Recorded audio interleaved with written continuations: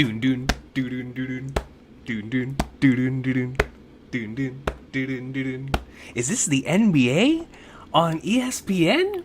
Or is it the King_Recon channel? I don't know. I don't know, but we are here. Dun dun dun dun dun dun dun dun dun dun dun dun dun. Ladies and gentlemen, today's a good day. I did not think when I woke up today. I did not think that I would be sitting here experiencing the greatness. I am so grateful to everyone who's going to be able to join tonight because I capped not just once, but twice. I told you we were going to do this on Sunday. And then I was like, we're going to do this on Saturday. And instead, we're doing this on Friday, ladies and gentlemen. And I can't wait. Hold on, man. Let me grab my my stuff here. Hold on. Where's the camera? Where's the camera? Ladies and gentlemen, I don't see the camera. There it is. Hold on. I gotta make this smaller. Let's put this right here to the side. We'll put it right up here. You know what I'm saying? We got... Whoa!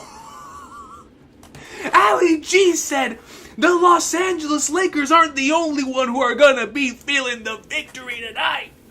You know what I'm saying? We have the Los Angeles Clippers and the Lakers. 10 o'clock p.m. Eastern, 7 o'clock p.m. Pacific time. Throwing down LeBron, Luka, Luffy, Zorro, all in the same arena at the same time. The sky's gonna split. And Ali G was like, hold up.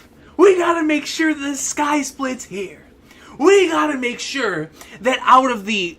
We currently have 87 concurrent viewers. Out of the 87 concurrent viewers, 50 of them are going to get gifted memberships, man. Holy sweet mother of Flagnards. Yo! You're insane. You're insane. On a beautiful day like today, Ali G comes in and gives 50 memberships to the channel, yo. I don't know how you do it, Ali G. I seriously don't. But I thank you nonetheless. The Gorosei are here. And just like the Gorosei arrived in Egghead Island, last week we saw 2 more members of the Holy Knights come in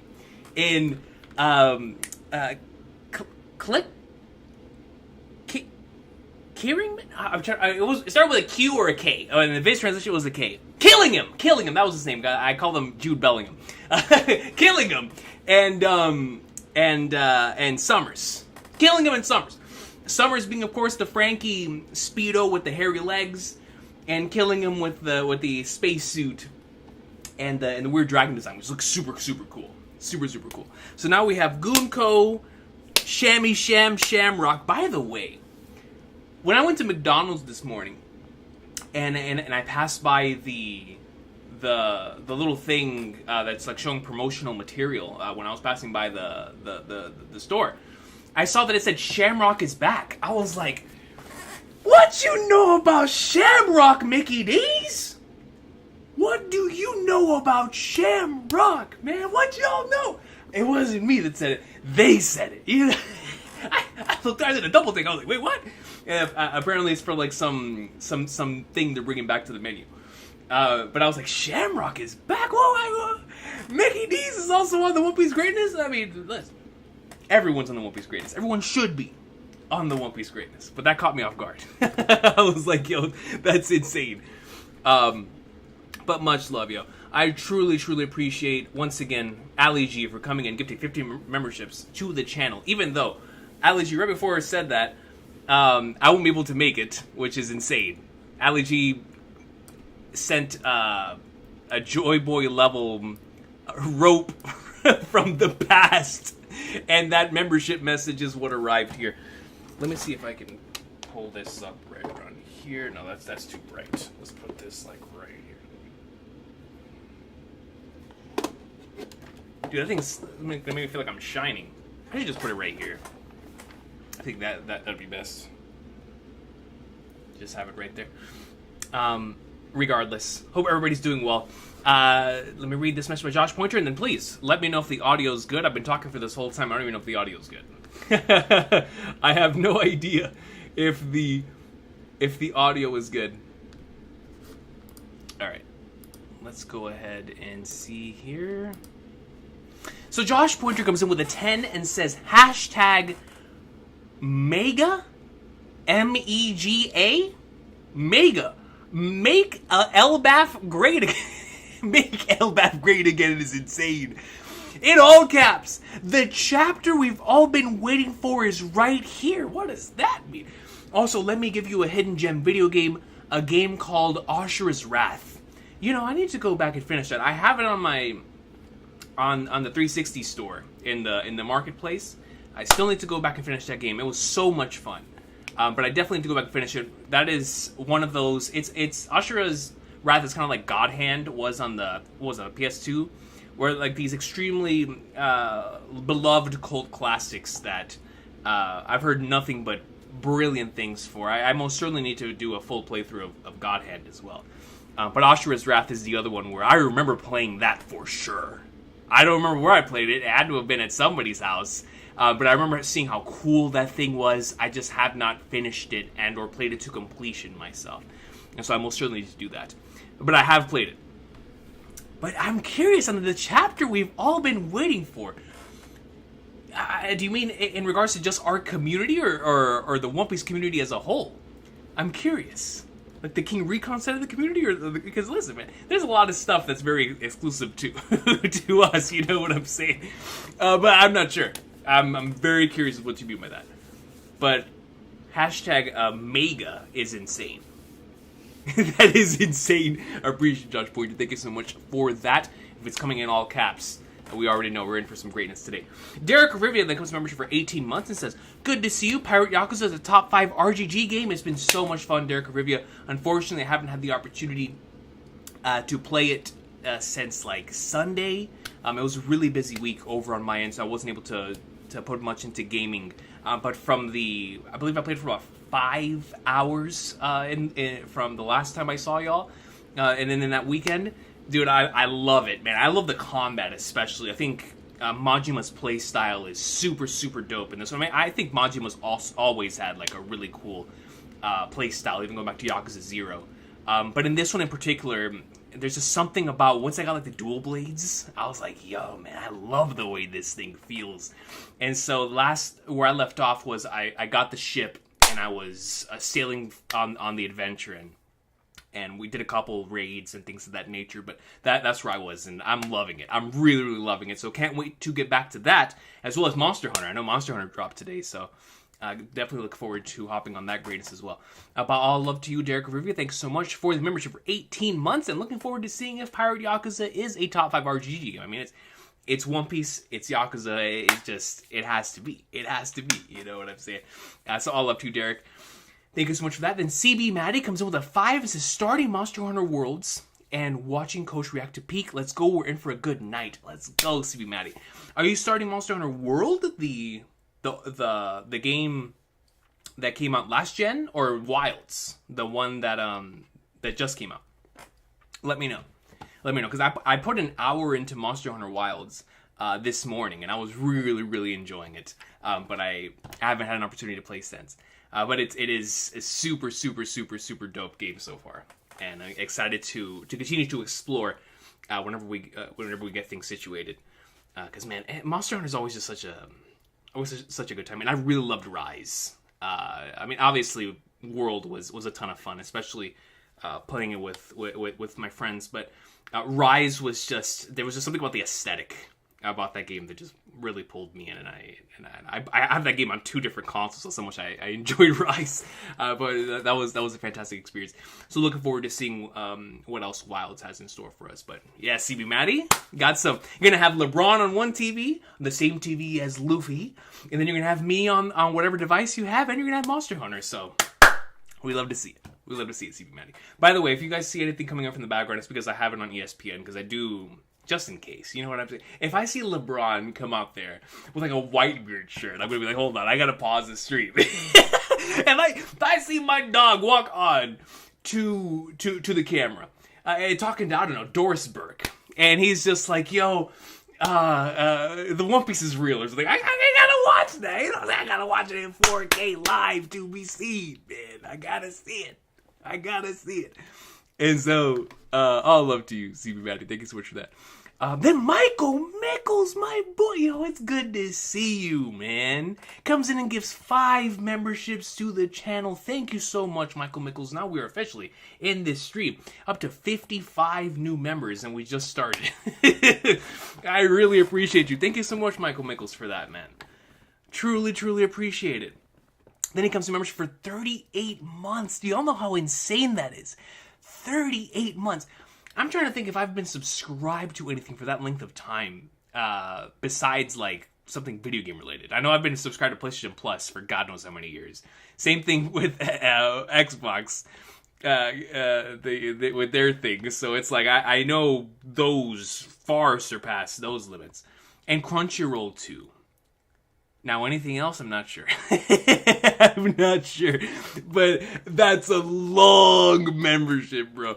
38 months.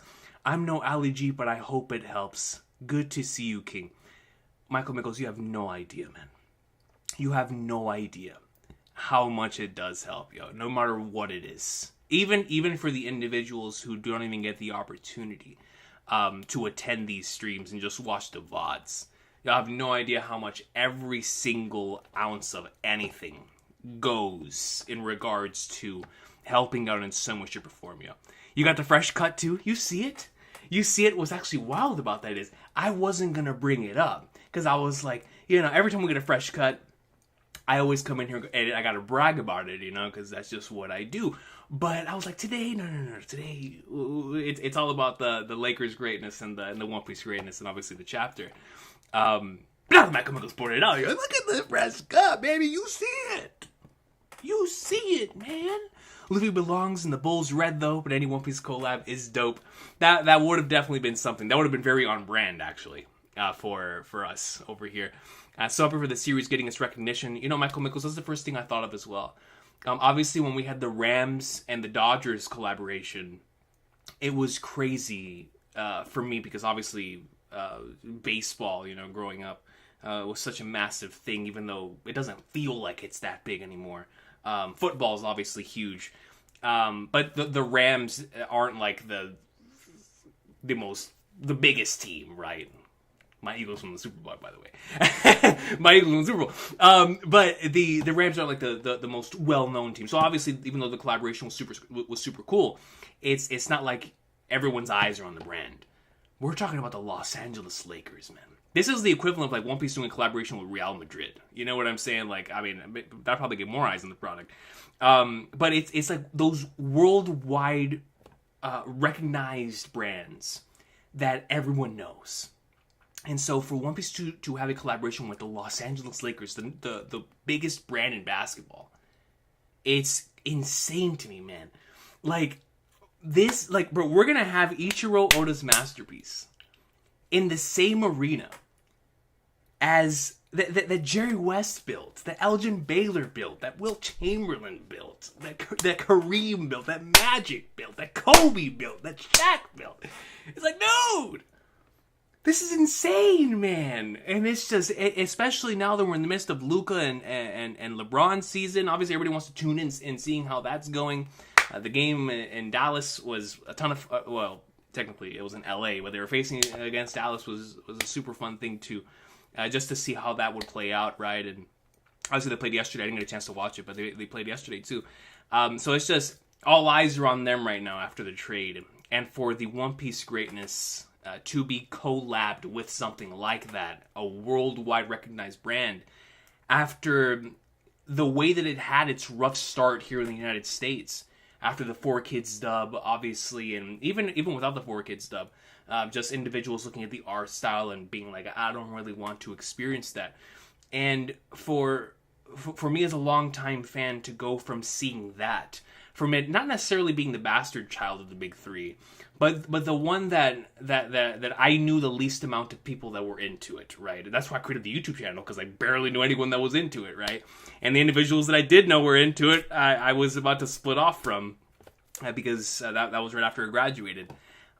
So it's just insane to me to see how much the series has grown. And I know I've said that throughout the course of the last couple of years, so I'm going to sound like a broken record.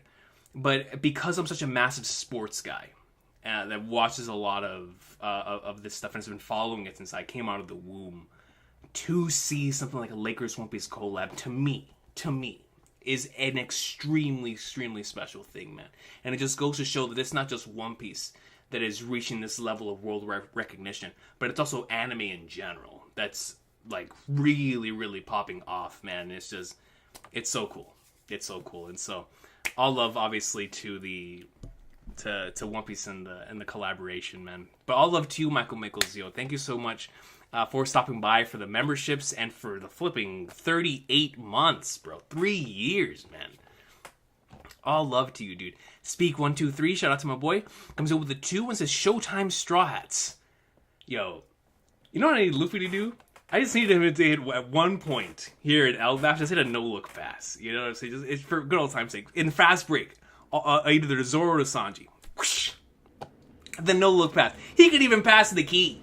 You know what I'm saying? How they just got the key from Gabon? Just pass the key. No look. Whoosh. I mean, I know that's a pretty heavy key, man. I think it's huge. But, hey, Luffy... Whoop! Zoro catch! Roto! This is a no-look. You know what I'm saying? Showtime Straw Hats, man. Showtime Straw Hats. But all love, yo. Appreciate you, Speak. Thank you so much for stopping by. Now, let me go ahead. It is the end of the month. So, because it's the end of the month, let me go ahead and put up a super chat goal before we start. Obviously, last time we did the super chat goal for the afterthoughts on Mural Piece, because that was the chapter that ended last month. So this month will be the successor to the thing that won the first ever stream goal, which is the top favorite One Piece characters. That will be coming in the near future. We were supposed to do that when the series went on break last time, but that was the week that I got the Elden Ring code, and I was like, dude, I gotta do this. You know, this is a big opportunity. So we did that. Next break, we'll definitely do the favorite One Piece characters. But second on that poll was the power scaling stream. And so if y'all want to see the King Recon top 30 or power scaling, whatever, if you just want to see me power scale, then that will be today's super chat goal. So let me go ahead and start that. It'll be going up right now. And so if you're interested in that, that'll be today's stream goal. I'll make sure to count the ones that are here as well. So I see that we already have 3. So let's just see if we get 12 up here. I'll add it on to this one, and then we'll figure it out whenever the time comes. So I like to do these at the end of every month, the stream goals, just to give us something to look forward to in the coming months. And so that will be what today's stream goal will be. Now, Josh Pointer comes to membership for 18 months. It says SBS 111 is here. Will you do a reaction video? Excuse me, I didn't even know the SBS dropped. Has anything crazy come out of it? Well, that's why you're asking me to do the reaction video.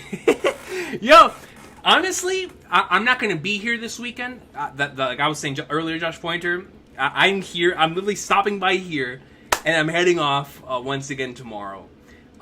So when I come back, if there is some really interesting information, I would be down to recording a video for it. Unless somebody brings it up in the stream, then I'll have no choice. But it just is super, super cool. There's some juicy bits. Okay.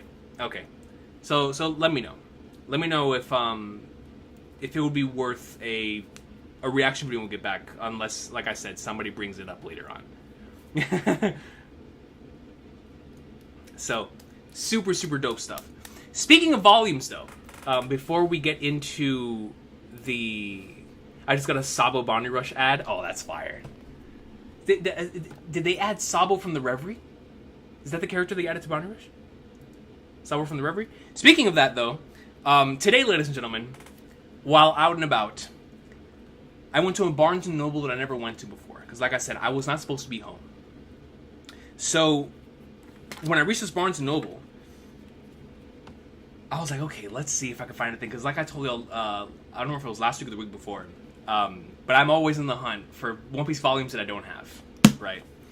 So today I came home with 2 of them. One of them hasn't even been released yet. It comes out next week. So starting us off first, we have the legendary volume 107. Dude, just look at the Conqueror's Hockey on this cover. Look at the Conqueror's Hockey. Look at Big News Morgan's, bro. Like, come on, man. Come on. You've got Sword all over the cover. You got the King in the middle. Sabo, Gop, Kobe, Cobra, and Big News. Bro, the volume covers from 1077 to 1088. It covers an absolute stretch of legend. I mean, stretch of, like, super stretch of legend. You know what I'm saying? Very, very exciting stuff. So this will definitely be a contender to be on the top 10 favorite volumes when I do another edition of that thing, for sure. Super, super good stuff. Now, after volume 107, I then found this. Now, this comes out next week. But your boy found it on the street, man. We found it at a Barnes & Noble. Dude, look at that. Look at how shiny it is. You can see Kizaru in the background shining, dog. I mean, it's insane, dude. Look at it. He's shining. So, obviously some good stuff. But this is going to cover from 1089 to 1100. Now, y'all know what that means, man. I now own the chapters of legend. Obviously, I don't have 1102 yet, or 1101, or 1102, or 11, yeah, 1101, 1102, 1103, like all those chapters. But come on, man. Come on, dude. We've got half of the Kuma flashback, or at least a good portion of the Kuma flashback. So now we can all cry together. You know what I'm saying? And it's going to be a good time. It's going to be a good time. And so when I saw that, I was like, dude, super, super sick. Heads up, Coach, the stream is super pixelated again?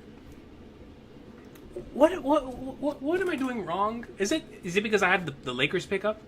Let me put that down. Is it still pixelated?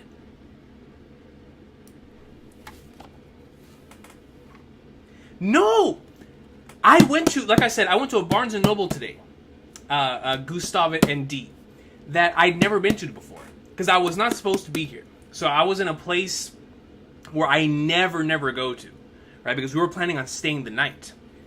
And so, when I went to the Barnes, they had this in stock. So I picked up this, obviously, because I was like, I don't have this yet. But when I saw this, I was like, wait a minute. That doesn't even come out yet. It comes out next week. So, let's go, man. Now, like I said, I'm not going to say which Barnes & Noble it is, because I'm not trying to get people in trouble. I'm just happy it was there. You know what I'm saying? He was there. No. I was there. I was like, hold on. I see the greatness there. Let me pay for this greatness. You know what I'm saying? So, I had to do it. So, super, super sick stuff. Now, before I answer the super chats here, let me go ahead and start the poll for if we're going to read the title.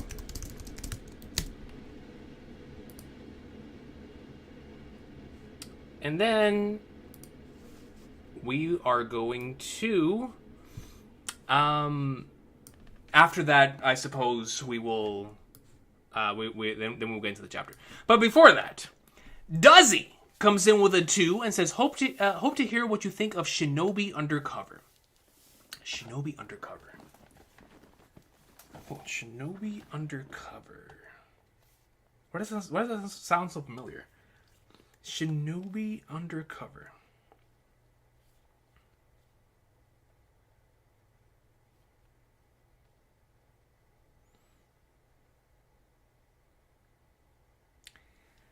I think I read the first chapter of this.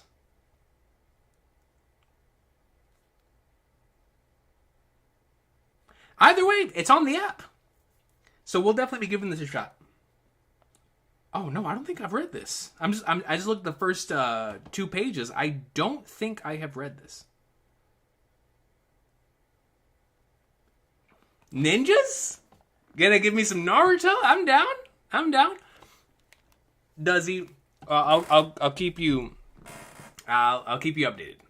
I'll keep you updated. I have not read any Shinobi Undercover. Maybe, like I said, maybe it looks familiar, but at the same time, it doesn't. Regardless, we'll be reading from chapter 1. Regardless, thank you, Duzzy. I appreciate you.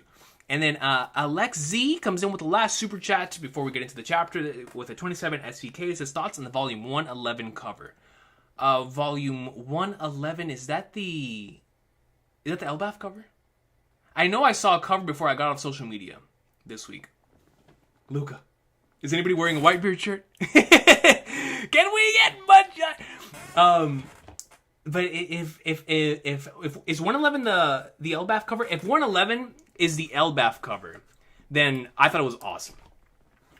I really liked it. Hold on. Let me. Well, I don't want to search it up. I don't want to search up 111. I don't want to get spoiled. I don't even want to risk it. But 111 for sure. If it is the Elbaf cover that I saw last week, then I really liked it.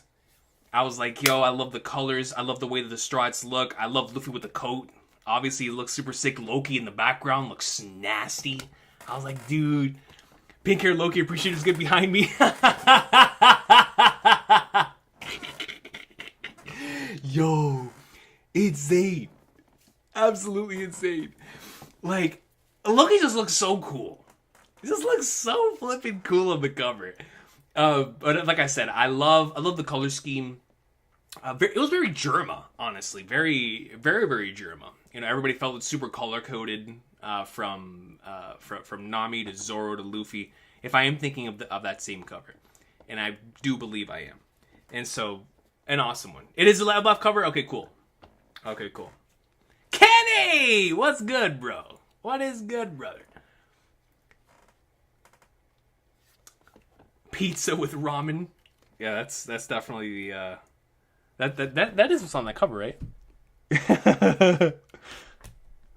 All right, let's go ahead and get into the chapter. Let me just make sure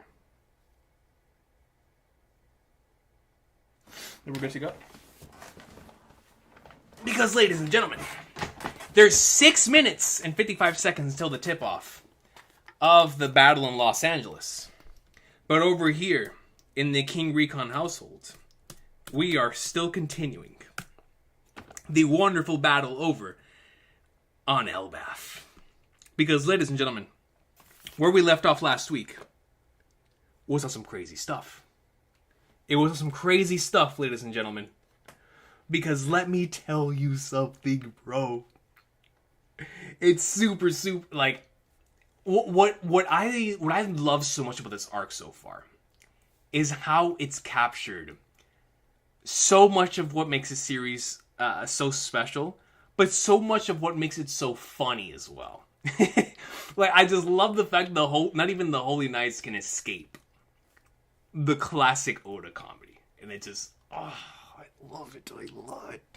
And so, obviously, major threats, massive threats. And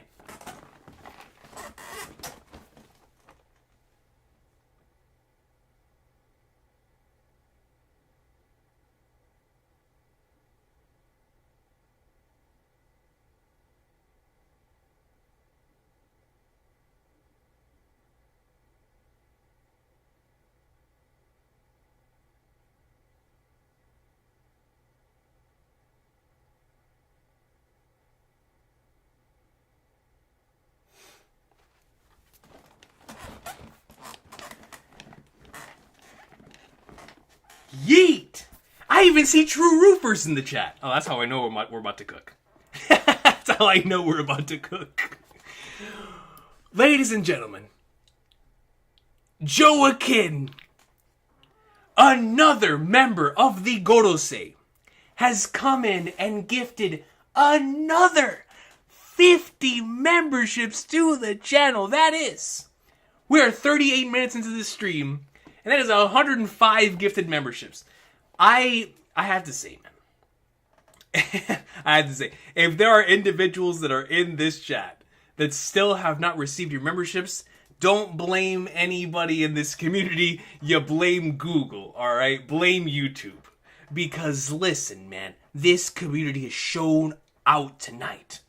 They have shown out tonight, man. All love to you, Joaquin. Thank you so much for gifting 50, dog. 50. Might be what LeBron's about to drop tonight. A 50 piece. Thank you, Joaquin. I truly appreciate you for that. Thank you so much, dog. A 50 piece. I got gifted that wasn't even in the chat. Google has a vendetta against me. You know, Can't Fly, man. You've been in so many of my my streams. I'm shocked that YouTube, of all the things, has been like, you know what? Can't Fly, man, deserves a membership. Like, come on. Come on, yo. Yo, Drums, hope you're doing well, fam. Hope you're doing well. It's been a while. Josh Pointer then follows up on the hype train and gives 5 more memberships to the channel, yo. All love to you, Josh Pointer. We're now at 110 for this stream. Sweet mother of Flagnards, man. Thank you so much, Josh Pointer. It's a hype train. What does this chapter have? We got all these gifted memberships. Anyways, back to the intro. Ladies and gentlemen, obviously you can see we're in for some peak. You see the gifted memberships? You see the poster? Let me put the poster one more time. Poster? Game night collab? Lakers? One Piece? We are here for some peak, man. And when I tell y'all that we're here for some peak, we're here.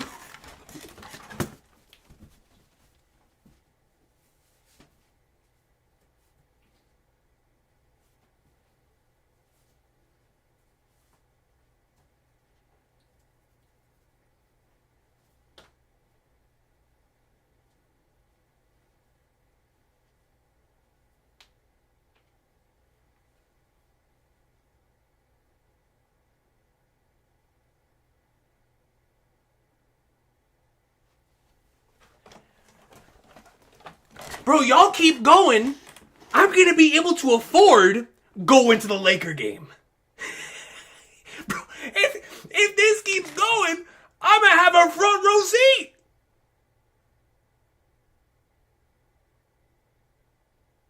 I'm going to have a front row seat in the Laker game, bro.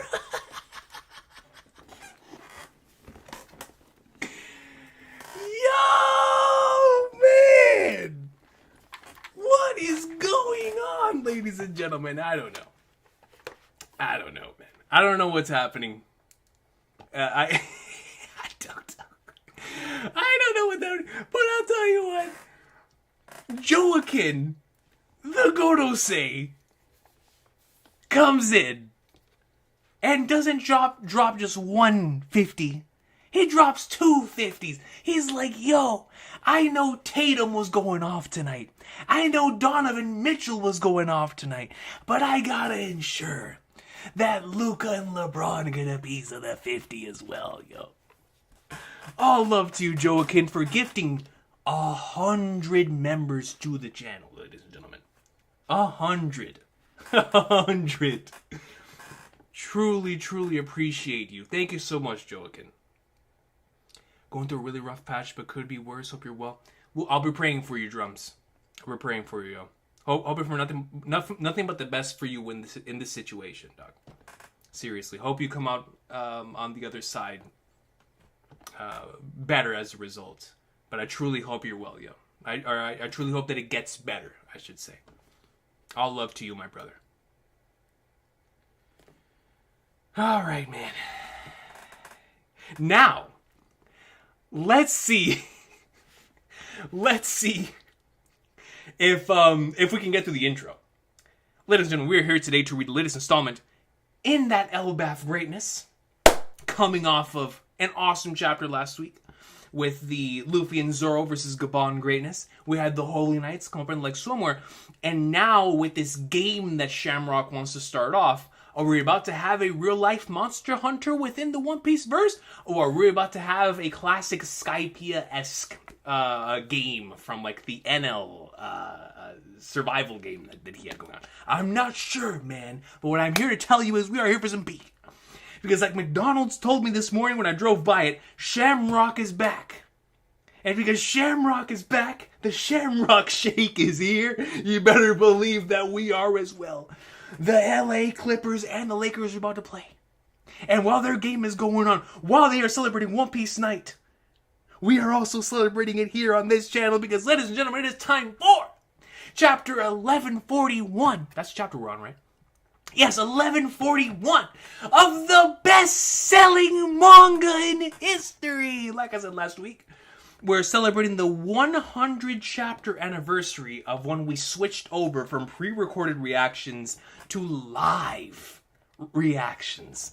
And so, what a great time it's been for the past 100 chapters. I truly appreciate everybody who made the transition with me. I know there's a lot of people who got away from the channel in that point in time because it just wasn't that their type of thing, and I 100% understand that because I understand how difficult it must be to transition going from being used to one thing and then going into something completely different. And so all love to the individuals that I haven't seen since like chapter 1030 something, right?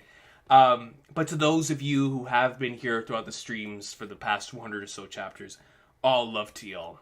Because it truly has been super, super fun for the past few years when we made the transition over to live reactions.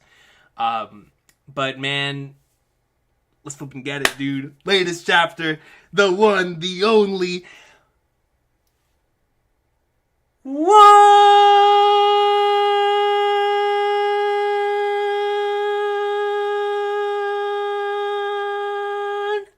I don't bet. But I'm putting parlay in right now. LeBron, 25, 8 assists, 7 rebounds. Luka, I'm going to go 20, 10 assists, 9 rebounds. Austin Reeves going to go for 23.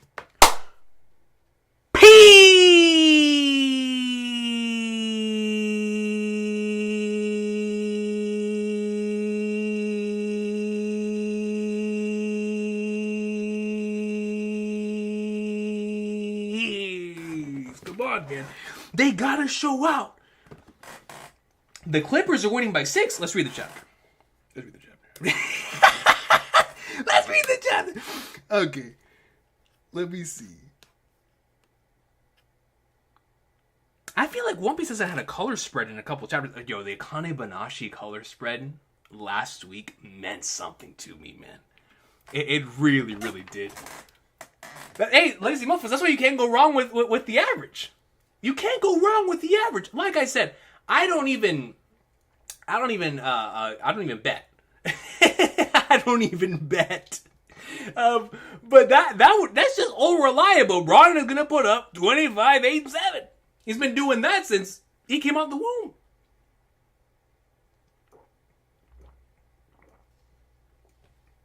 Jitsuzai Suru. That's right, Ocean Plan. Shout out to King of Lightning, man. Shout out to my boy. Kenny, bro. First and foremost, Kenny, thank you so much for stopping by. Thanks so much for stopping by, bro. Comes in with a 2 and says, can't wait for the Bleach podcast. Dude, definitely got to do it, man. Definitely got to do it. It's been a long time coming. And hopefully we'll be able to do it, especially with the hype of the release of Bleach, the Rebirth of Souls, the video game that's going to be dropping, which I can't wait to play that. Hopefully we'll get an opportunity to stream that. That's dropping next month. But all love to you, man. Thank you so much for stopping by. And for the super. Now, let's see. Can we read the time? 95%? Perfect. So let's read the greatness. Now, let me take this thing off from the top. Lakers down by 3. All right, here we go. Chapter 1141, Older Women.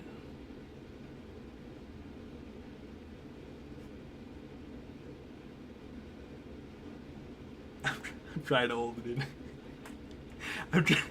I'm trying my hardest.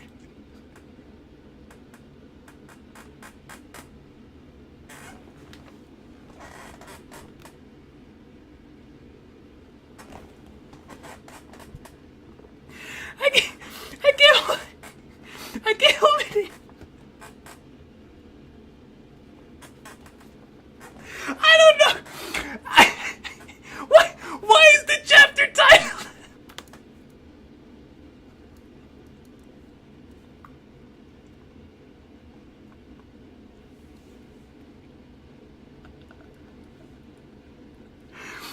Why is the One Piece chapter titled Older Women? God bless them. But why is the chapter titled Older Women?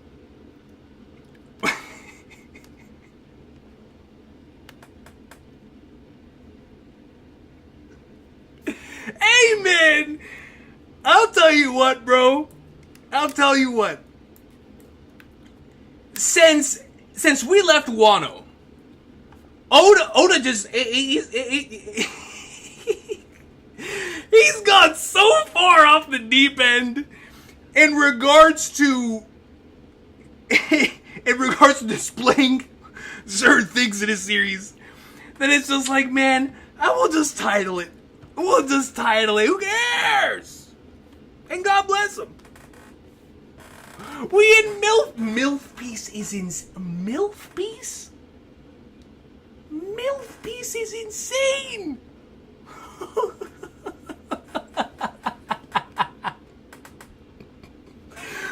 MILF Piece is crazy. Sanji must not be in this chapter. That's insane. That's wild. Let me repeat the chapter title again. Chapter 1141, Older Women. Peak chapter title. Peak chapter title. Oni Child Yamato. So we see we have, is that Pei still on the floor? I think page 1 is still being held down as ulti is continues to be played with from a dart standpoint when they're tossing blades. Who's Who is holding a blade over what I believe is Pei, as the rest of his group is in the background.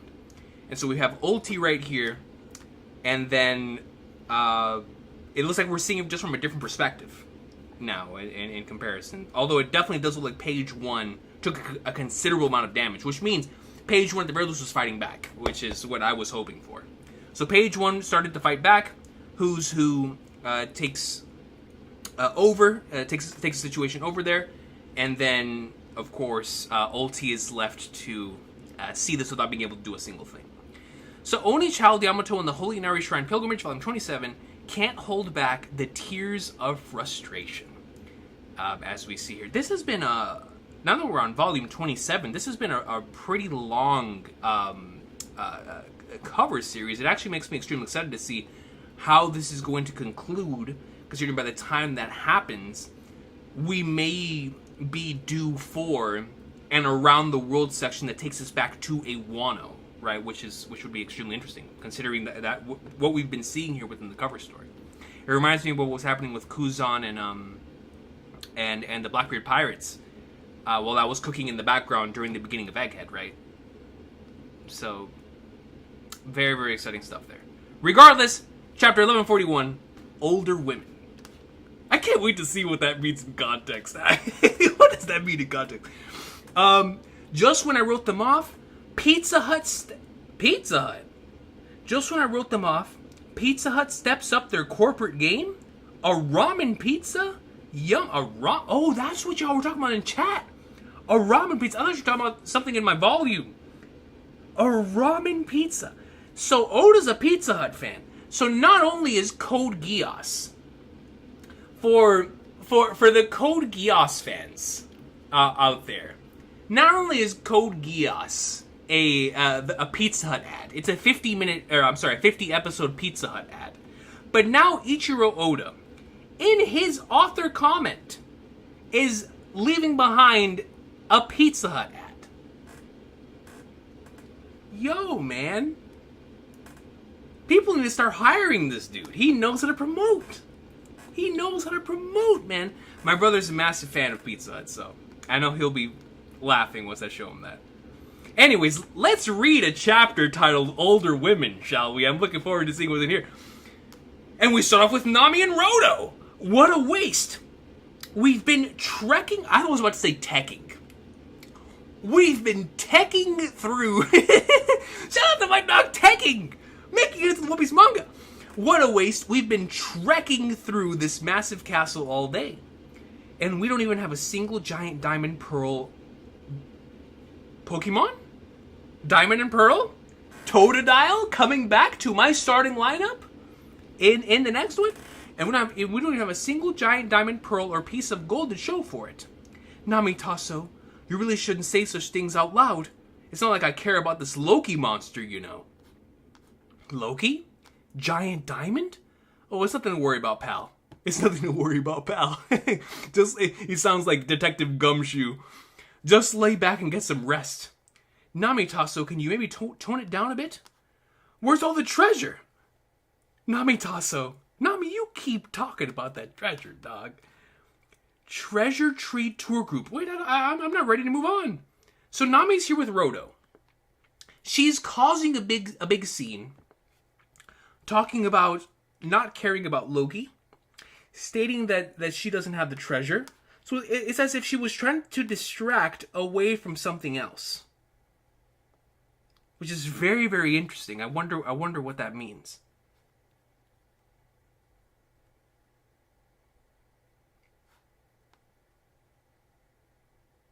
Look how small Nami is in comparison to this humongous ship, dude.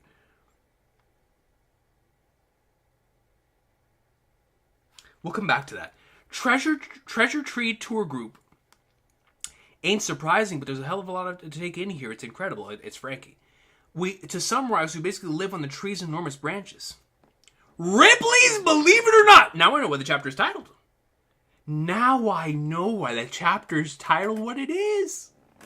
To summarize, we basically live on the tree's enormous branches. Homes? So we see their homes are on branches. And then we have the Adam tree right here in the middle. And obviously, I assume at the very least, I know we've talked about this in the community, that the Adam tree is going to have a connection to what Frankie's going to utilize in the future with, potentially making upgrades for either himself or the Thousand Sunny.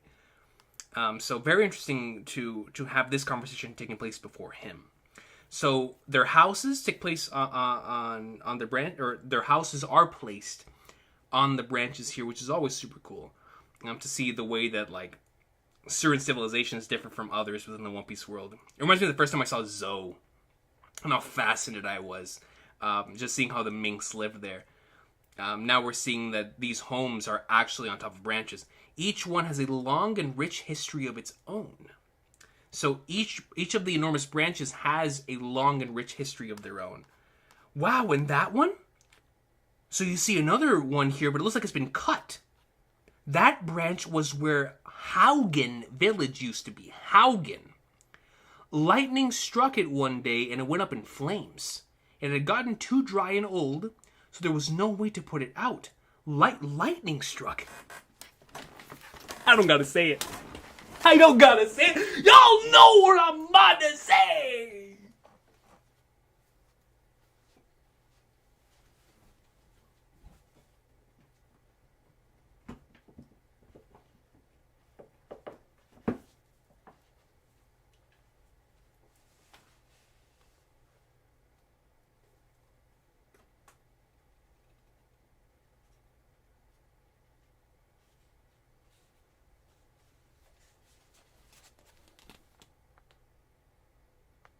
Come on!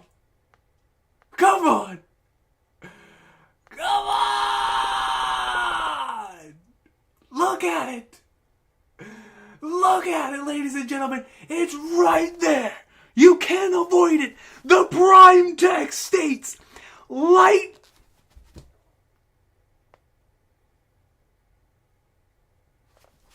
Come on, man.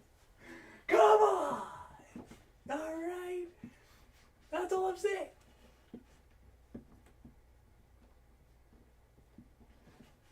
That's all I'm saying. That's all I'm saying. Look, man, I don't have to be right. I just have to know it's a possibility. You know, NL fans have been starving long before I joined the community. Long before I joined the community. And we're talking people who have been fans of this series since like 2002, 2003. I was only watching Dragon Ball Z and Sailor Moon and Gundam Wing, right? I didn't even know about One Piece back in 2003. But there are people that have. And they've been waiting a long time for this. And so, this is crumbs of possibilities. It doesn't have to be true. It just has to be a possibility. And in my heart, a possibility of lightning striking one day, it going up in flames. NL, baby. L Thor. L flippin' Thor, man. And it had gotten too dry and old, so there was no way to put it out. The entire branch was severed from the tree to ensure the fire wouldn't spread to any of the other villages. So it was cut off similar to what a limb would be. You know, a limb gets poisoned, you cut off the limb, ensure it doesn't get to the rest of the other body parts, so that, you know, so that you don't die. And that's basically what they tried to do to this branch. Like, they had to cut it off at the seams to ensure that it would not spread around to the rest of the tree. I see. But that was a tough call.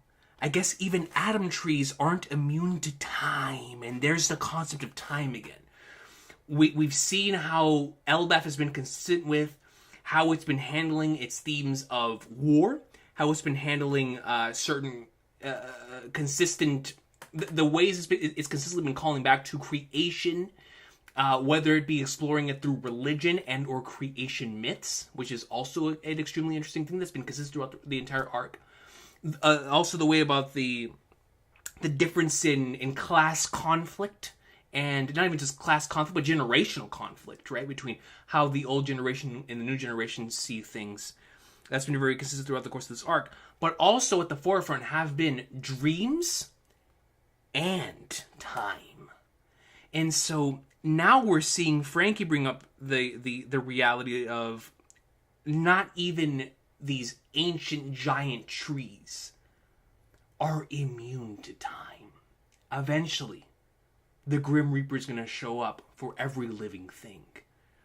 And I think that's such an interesting thing to explore, especially when you have something like the Atom Tree that really does feel not necessarily immortalized, but it feels like it really does live on forever, or at the very least, that's the type of perception that it has, that it's been living for such a long time, and it may go on living forever, but that's fascinating. I guess even atom trees, with an S, aren't immune to time.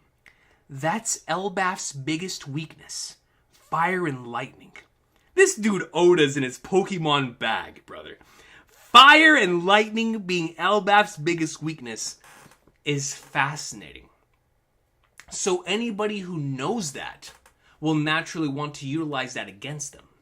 Lightning, of course, belonging to Enel, and like we saw in the mural, someone clearly had a lightning ability within the mural, but also fire. Fire obviously belonging to the Meta no Mi, but it can also belong to magma ability like a Kainu's, or even somebody who can utilize fire the same way like Kinemon would do, right? So like, or Sanji would do with Diablo Jumble. So they could potentially start a fire as well. Technically, Nami could start a fire with Zeus, and with a Thunderbolt Temple that comes down, strikes the right spot, and start a fire there. So fire and lightning, Pokemon style, that is Elbaf's biggest weakness. Frankie and Ripley. Western Village Feast. So now we've cut back to Usopp.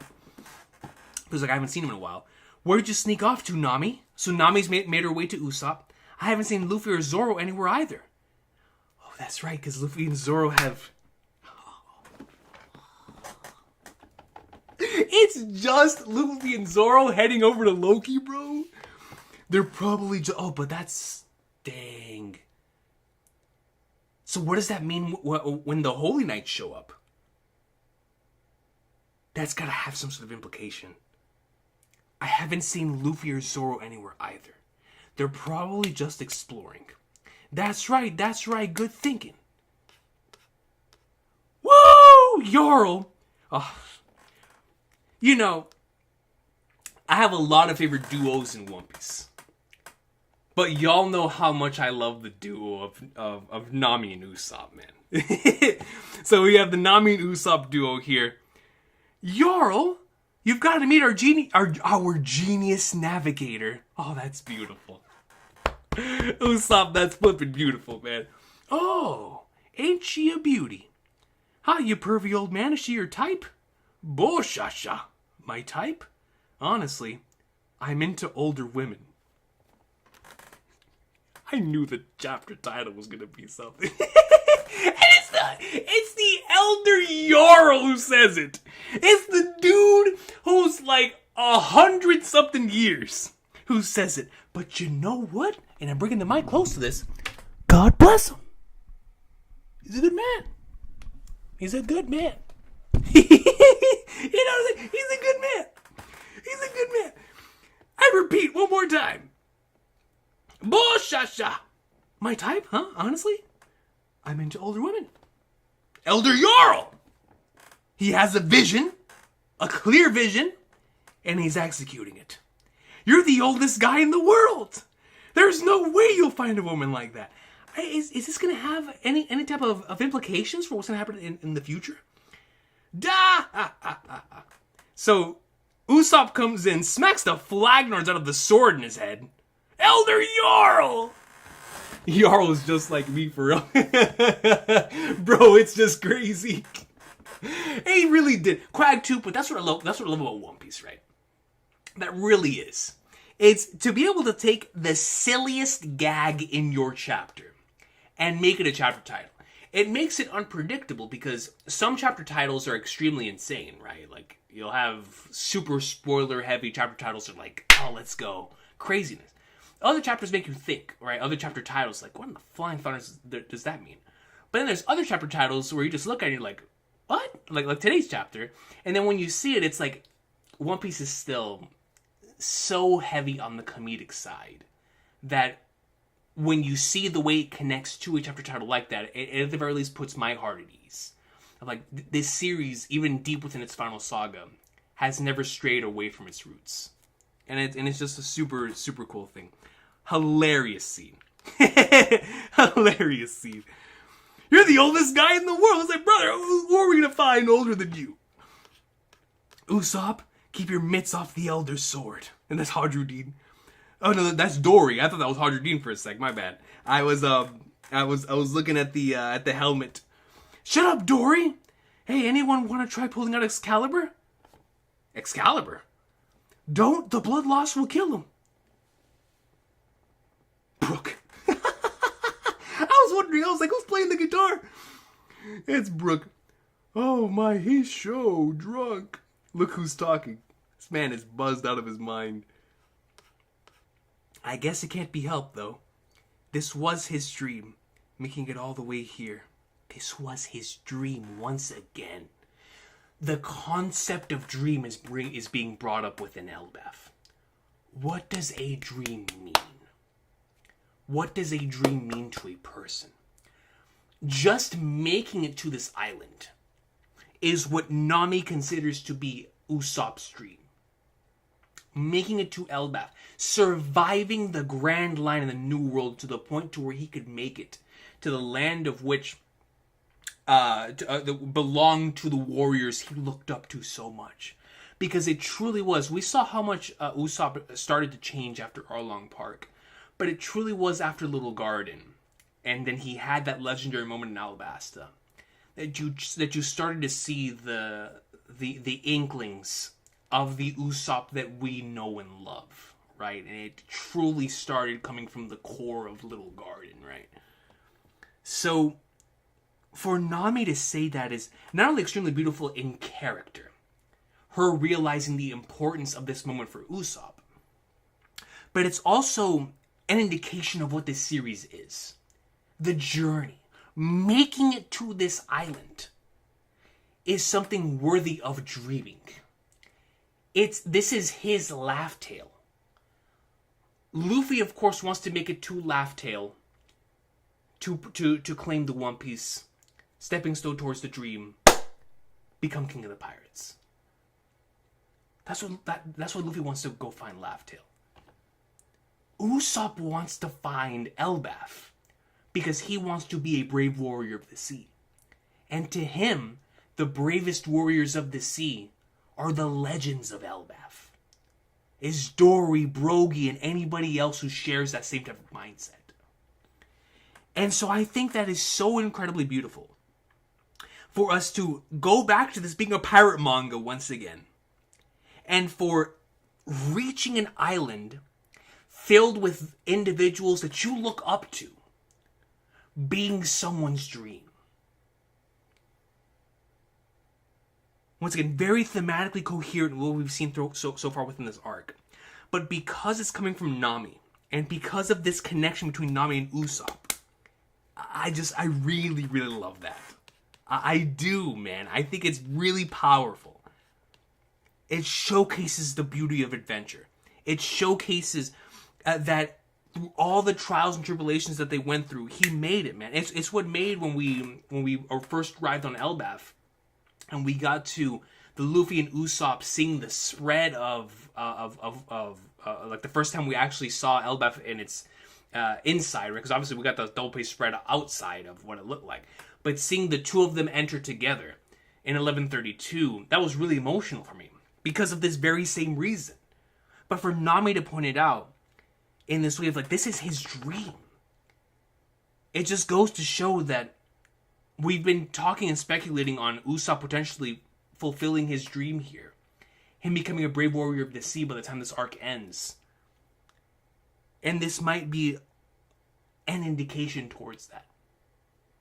Because the more that we see dreams being brought up, with obviously the dream of the kid who designed the mural, Hadruddin's dream, now Usopp's dream, I'm trying to remember the other dreams also that were showcased before that. But it's been so thematically coherent and consistent that I feel like it would be a beautiful way for Oda to explore what a dream is and all different types of facets. Before the rest of the Straw Hats also start accomplishing their dreams. Because once we see Usopp, if Usopp is the first one to accomplish his dream on the ship, that can then set the expectations for what we can look forward to from the others when they start accomplishing their dreams as well. Which I think is really, really beautiful. Really beautiful, man. Wah! You can tell. Shout out to my boy Jinbei. Huh? Sanji?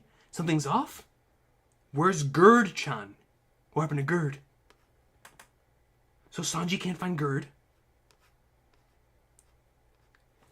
We go over it, they have bone fractures. We're with Gerd, and one of them looks like they've been stabbed. Is she talking about the individuals that box the Gunko and the Holy Knights? You really think a normal human could cause that kind of damage? What happened out with it? These guards are no joke. What are you up to? Yeah, it is them. Oh man, so now they're gonna start figuring out about what's happening here. Nothing, I was merely up there doing research so I can improve my block castle. But I found the front door all sliced up and the guards were... Are you hot? You're sweating bullets. Gerd Aura? Are you hot? You're sweating bullets. Gives him the meanest stare. Because you keep staring at me. I'm gonna question the guards. No, they need rest. Well, I'm gonna tell Elder Jarl. But that'll ruin the party for him. You can't do that till you get all the facts straight. Nobody likes a party pooper. And Gerd looks back. If this Loki business gets out before Luffy, Tussle, and the others return, I'll be labeled a co-conspirator. Oh, obviously. Hopefully Loki just takes off once he's free. He can raise hell overseas for all I care. The only thing that worries me is that red hair look-alike. I'm sure that's what worries everybody.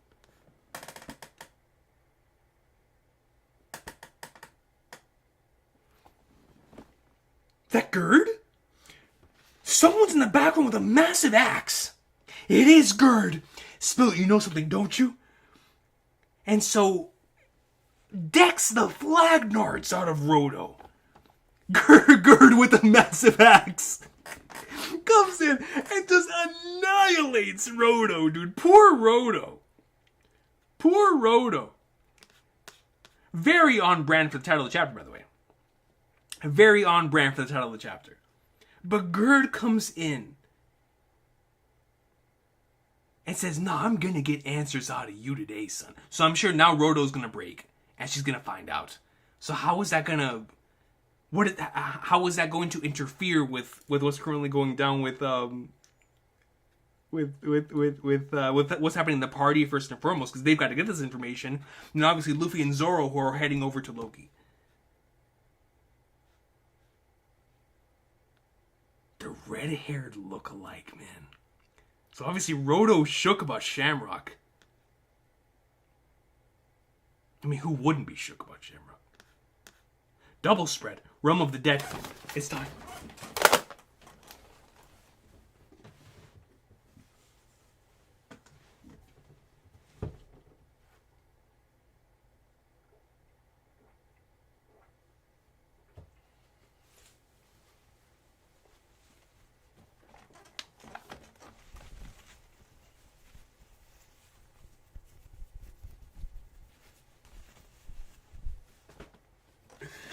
That's when we go, man. It's time. It's time. Realm of the Dead. Hey, Luffy. This isn't the scene I pictured from your description. He wasn't like this when I saw him. Oh, that's right. He's got to be super hurt because of Gunko and Shamrock. The animals have been attacked too. Hang in there, guys. Oh, man, look at Loki, dude. Bro, he took all of those arrows and then he proceeded to be pierced by the Cerebus's blades. What happened? Who did this? Bro, look at this panel of Zoro and Luffy on the bottom, bro. Luffy with this big behind key. And Zoro, he's big even for a giant. Loki, say something. He's breathing. Don't give him the key yet, Luffy. This changes things. It's not like he can go on a rampage with those wounds. Come on, Zoro, lend me a hand. Those chains must be from Sea Stone, of course. So it's going to cause Luffy to fall down. What could have taken all these big beasts? Hold on, Luffy, let's wait a bit. So Zoro wants to look at the situation at hand and see if he can get any information out of this. This giant's about to die. We've got to help him. We don't owe him a thing. I haven't spoken to him, but we shouldn't take his bad reputation lightly. This guy's as big as oars. As big as oars. So Zoro's looking back and like, son, when we fought oars, nothing happened. Nothing happened. You don't know what happened. So it's like, you don't understand the gravity of the situation at hand. This guy's as big as oars. I remember that. I was about it, man. I was about it. And so I love this because it's showing conflict between the two of like, I want to help this dude. Even though it's illogical, I want to help him. I want to help him. Zoro, in logic, is like, son, what are you thinking? This guy is notorious. Have you heard his reputation? And he's as huge as a horse. Recipe for disaster. And so you have captain and vice captain. They gotta clash. If we let him run loose, it may not end pretty, even for a country like Elbaf. Just wait.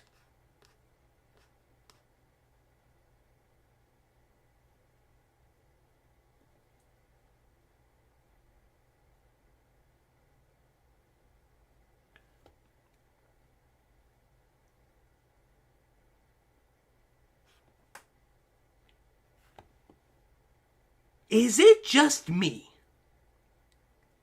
Or did Zoro just kick Loki? Kick? He kicked him? With his foot? Zoro kicking?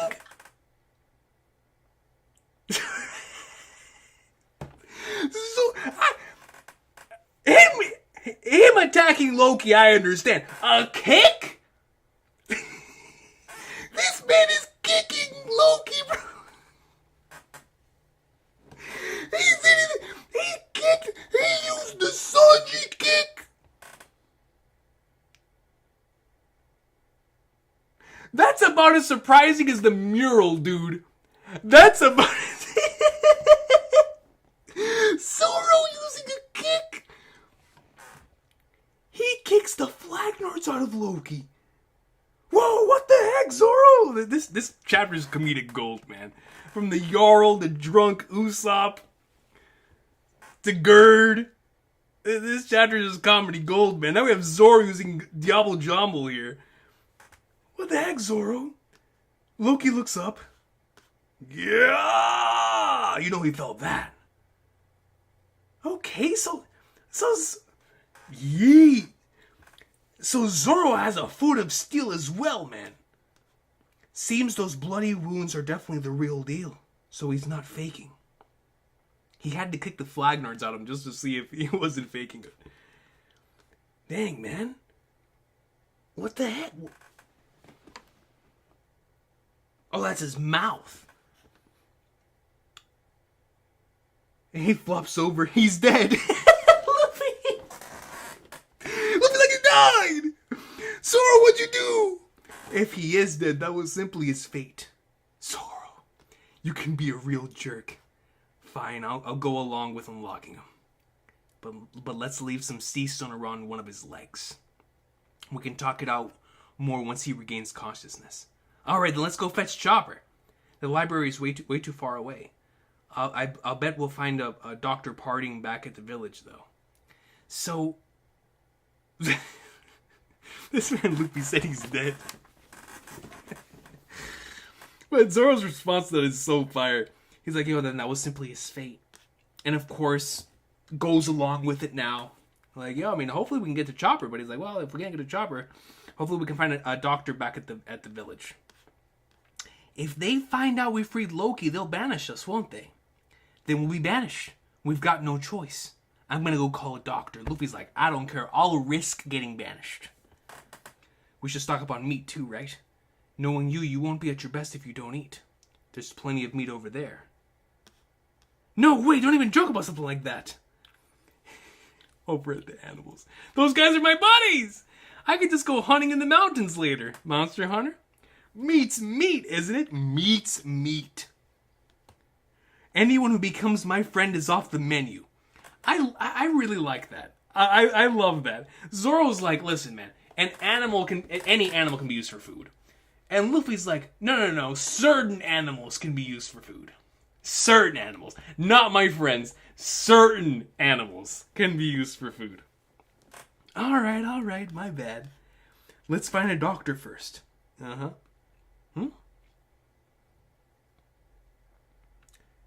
Please don't do it. Who said that? It's like a little speck in the sky.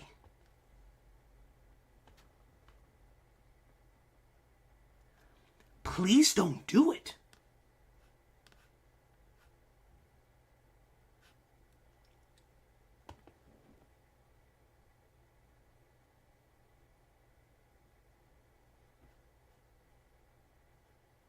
How in the Flaggers did they come down here? Oh, because of Gerd! So, Sanji, Gerd, the rest of the Giants, Goldberg, Rodo, Hadrodine. I told you, island clouds can't sustain themselves in the realm of the dead. I thought we could use your last bit of buoyancy before they disappeared. I'll save you, Gerd-chan. We couldn't waste time getting a lift. This is an emergency. If Loki escapes, all hell will break loose. So they're here to try to prevent it. It's all over. We're all gonna die. Sorry, guys, I made the wrong call. I don't blame you. You were thinking about the safety of Elbaf. What a life. And they fall down. Luffy uses Gomu Gomu no Fusen. Make sure they land correctly. Straw Hat! She. It says I'm flying back upwards. Thank you. Even walking away from that hurt is a miracle. Seriously, man, they could have died. If it weren't for you, we'd be dead for sure. We had to hurry through. I'm glad we made it in time. Please don't go through with your plan to release Loki, Straw Hat. I forced Roto to spill the beans. Forgive me, Luffy Tasso. You can't trust Loki. He's a cunning, ruthless trickster, black-hearted, and beyond redemption. Since we were kids, even when he did or said something nice, it was all a lie. An Usopp connection? Even when we did or said something nice, it was all a lie. He's a fiend who betrays others without a second thought. Loki's a threat to the entire world. I'm afraid you're already too late. Did Zoro unlock him? Huh? He looks up?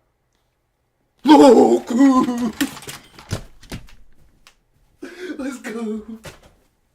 Let's go, dude. My dog. Hey there. He's up, man. He's up and he's ready to go, son. He's ready to go. My guy. Let's go, bro. Dog. Dude, look how huge he is. Oh my god, the camera. The flipping camera. Am I still live? Let me see. Dude, look at how look at how fire this man looks, bro. Oh my god. He's huge, son.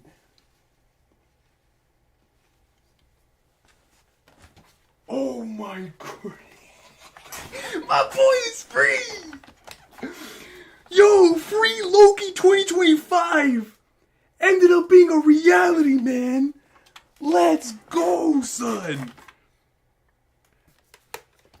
Loki's up, but he's still got the sea stone thing around his ankle that Zoro was pointing out. Oh, what a panel. You've got Loki up top. You've got Loki up top, son. And he's just towering over Luffy. Down here. Loki! You see Gerd, Roto, Goldberg, like, yo, what? I could have sworn he was out cold. He goes, picks up his own. Stop it. Loki, put Ragnar? That's the name of his blade? Ragnar. Down. The accursed prince rises. And that's the end of the chapter. Yo, Loki's about to blow up, man. Dude. Oh, he just looks so cool, dude. He just looks so cool. So Loki's up, undoubtedly. I mean, if you questioned before that Loki was the one in the mural, in that chapter, or his ancestor, just look at this, man. I mean, when he's standing up, he legitimately looks just like the picture in the mural, bro. So he still can't use his fruit because he's got the sea stone around his ankle. But the rest of his body is free. We freed Loki, son. Oh, man. Ragnar. So.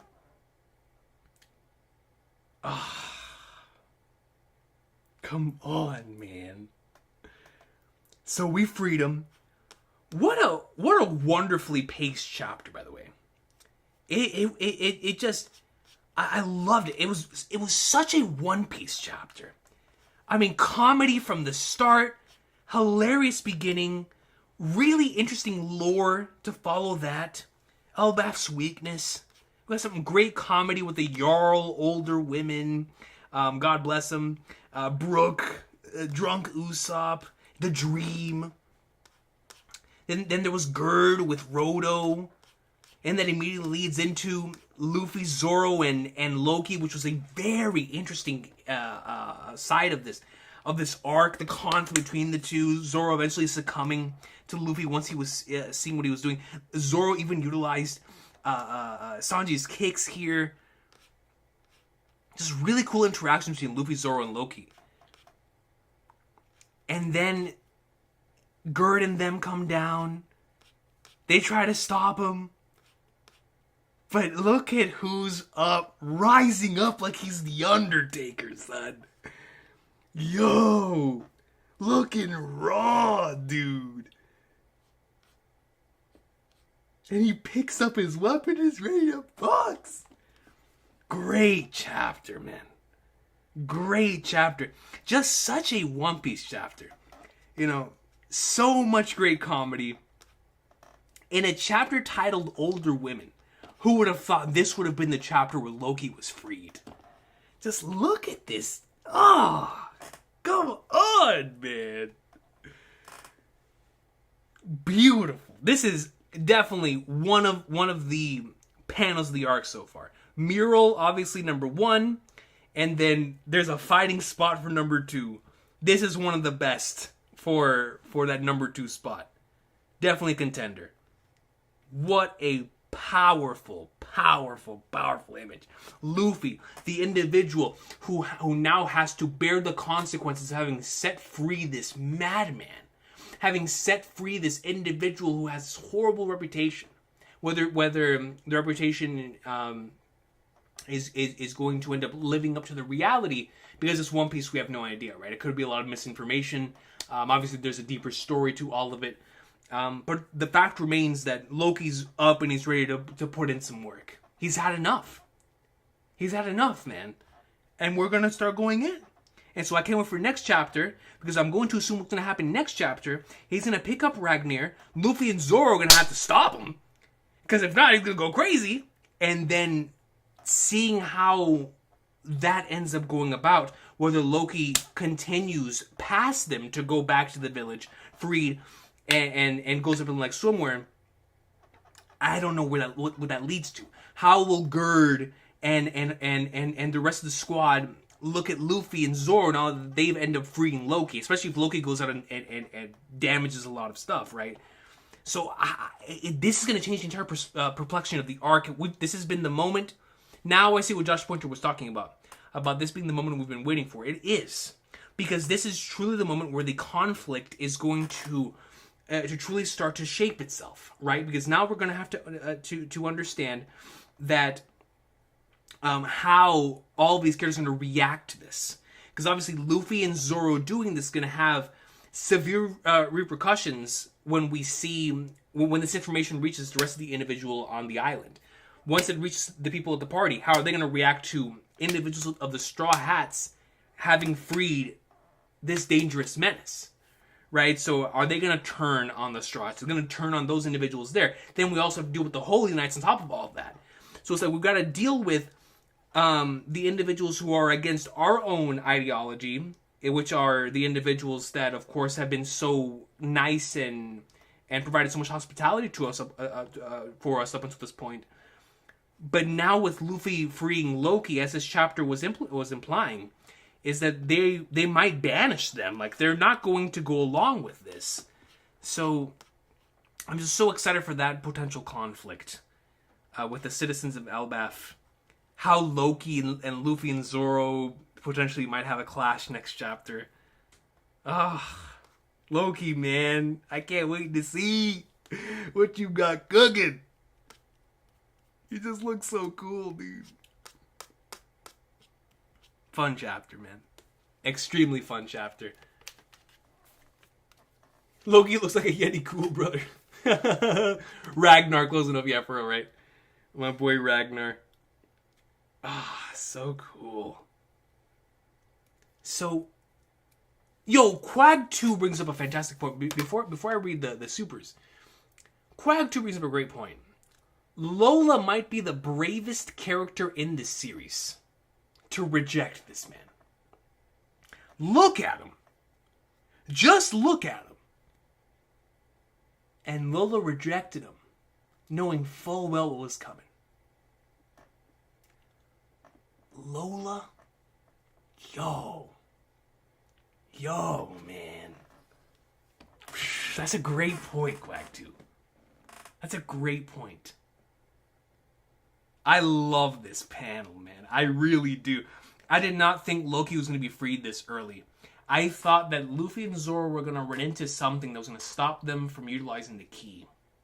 But this arc, it feels it feels so perfectly paced, while at the same time it feels like stuff is just happening non-stop. And it feels nice. It just feels great to read on a weekly basis, man. I'm enjoying it so much. But regardless. Yeah, that's right. It's not just Luffy and Zoro, Kebab. You're right. It's the Monster Trio. I forgot Sanji came with Gerd and them too. So because Sanji's here, all of the Monster Trio are in front of Loki. So Sanji, Zoro, and Luffy are all going to be in front of this monster next to... Oh, I can't wait. But how genius is that? Because now that Sanji has come down here with us, if the Holy Knights start putting in damage while we're down here dealing with this, then the rest of the Straw Hats up there are going to have a lot to do, bro. Usopp, Nami, Robin, Chopper, Frankie, Brook. Half of them are drunk out of their mind. They're going to have to figure this out. And so, if the Holy Knights go in, which we know they are, to attempt to take those kids over to the Holy Land, and they get stopped, now our crew has been separated. It's like Thriller Bark all over again. When Thriller Bark, Luffy, Zoro, and Sanji got taken out of commission immediately, and that left up to the weak trio to take care of a lot of the main antagonists in the early portions of that arc, like Dr. Hogback, Sindri, and Perona, and the characters that the weak trio had to attempt to overcome. Absalom. So it reminds me of that, where while the Monster Trio are preoccupied with Loki down here and with the situation down here in the Realm of the Dead, the Holy Knights, bro, Summers, Killingham, Gunko, and Shamrock, if he's still here. Brother. Even with the Monster Trio, it's like, man, that's tough. Without them, Frankie's not afraid of anybody. I don't. Frankie will go in. But it's like, man, we could get some fantastic character moments from the non-Monster Trio characters. We get a great moment from Robin. Robin, whom was just protected by Chopper, by Nami, by so many of these characters coming off of Egghead. We saw how brilliant Chopper was in that escape from Sandra Garcia Saturn's section.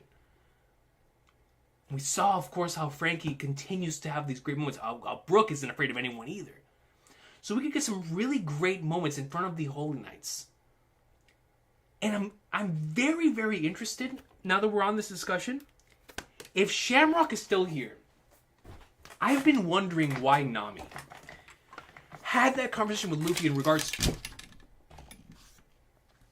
I start talking about Nami, my camera falls. This trap was on its last leg. On why Nami had the conversation with Luffy in regards to Shanks being his Bellemere. And maybe it's because Shamrock will be the one to pull up on that party. And Nami will be face-to-face with Shamrock. And Usopp will also be face-to-face with Shamrock. Which will then in turn bring Nami to discuss the Shamrock situation over with Luffy. And bring that entire plot line full circle. But what I'm curious about is the great character moments that could come of them being in front of a monster like Shamrock.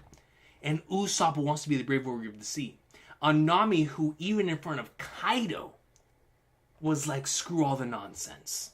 In front of Shinji Garcia Saturn, was like, screw all the nonsense. And we know what Brook is about. So the individuals in the party could have some great interactions with Gunko and Shamrock, if those are the ones that make it there. And then if Summers and Killingham make it over to where Frankie, Ripley, and Robin are, and Chopper, those will also cause some very interesting, especially Frankie and Summers. Like that's a dream matchup right now. So obviously extremely excited for the Loki versus the Monster Trio stuff. But when you give me potential weak trio greatness as well as the rest of the Straw Hats potentially getting really cool moments in front of the Holy Knights, let's hope we can get it, man. I think this is a really good way of separating the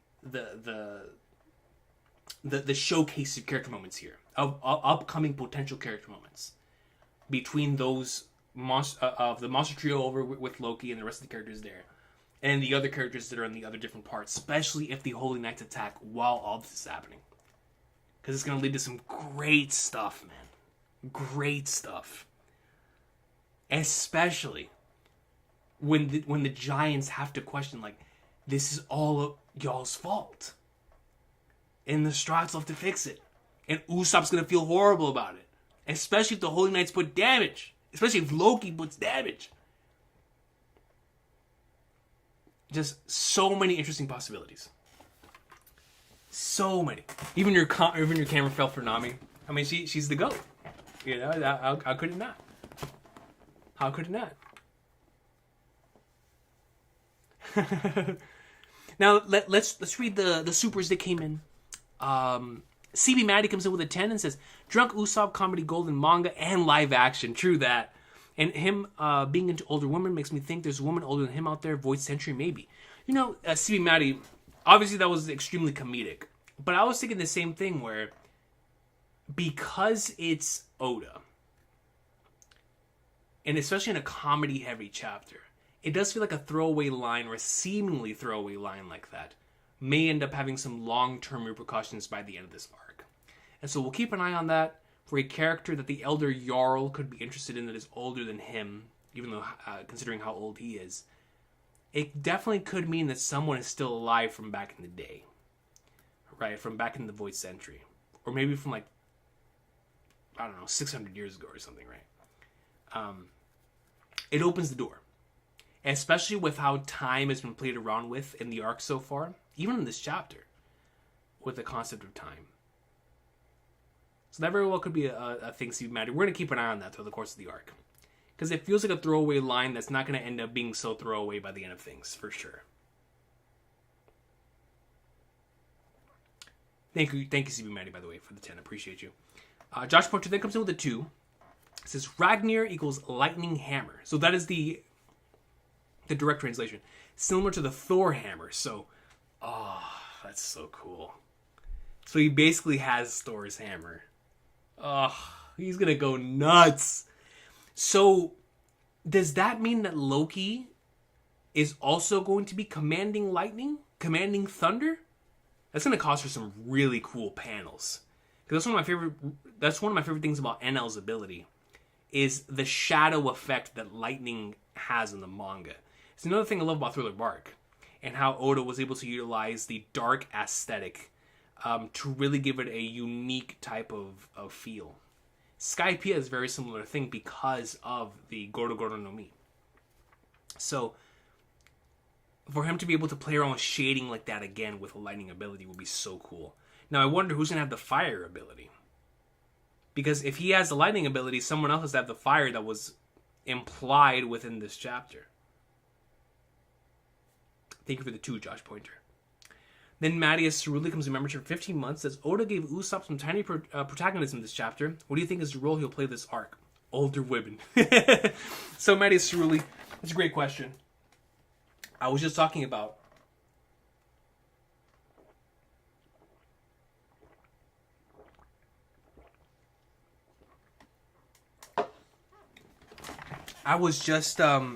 talking about the potential possibility of Usopp and Nami and them dealing with what's about to take place.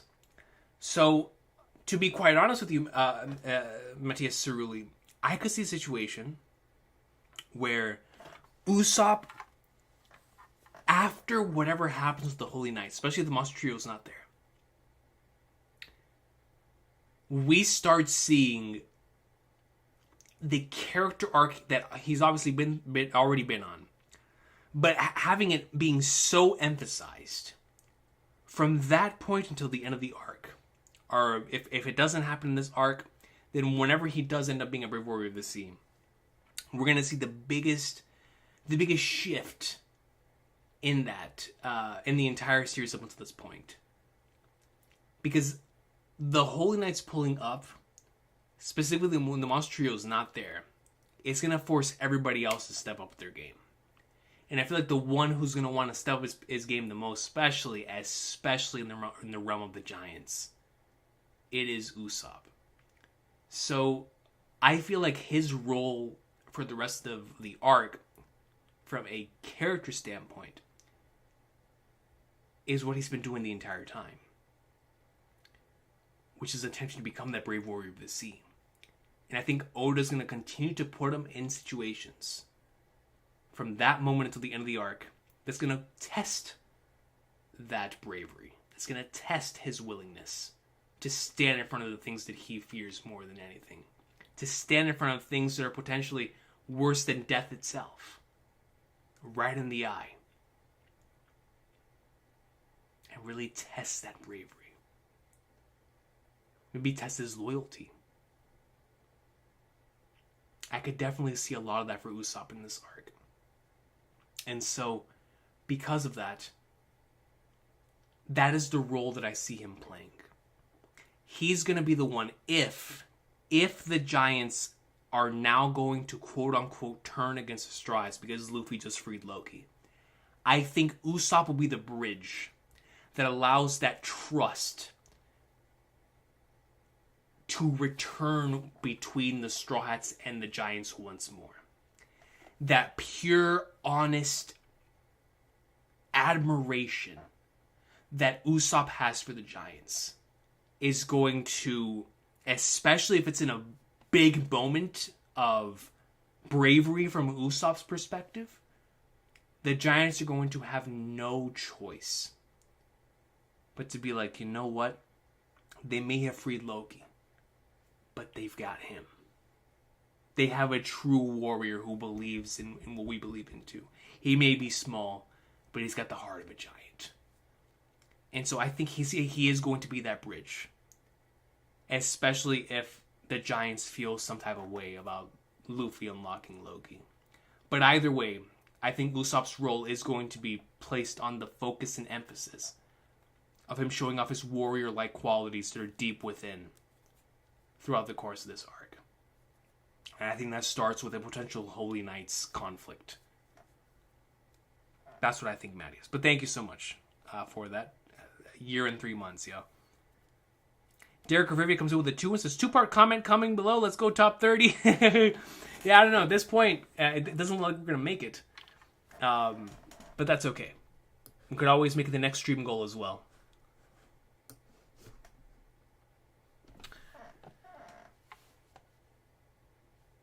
Part 1, my agenda for evil Loki still lives. I need him to be the final villain for Elbaf. A friend from work and I were theorizing, first and foremost, theorizing with a friend from work is super cool.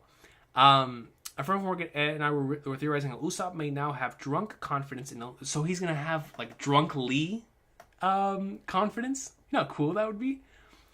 And unleashes full powers that are usually held back by fear. We got Usopp versus Killingham and Jinbei versus Summers in the first clashes. That'd be cool. Killingham gave off clumsy vibes. I say Usopp is a great match for him. Let's get it, Derek Rivia. I didn't even think about either of those two matches. I was thinking Frankie versus Summers. But if we get Jinbei versus Summers and Usopp versus Killingham, and Usopp is drunk, so that way his fear is taken out, that would be fascinating. Usopp has an opportunity to utilize the drunk style. That'd be super cool, man. That would be super, super, super cool. Exactly, Juan Martinez. Don't ever underestimate the heart of a champion. Thank you, Derek Rivia.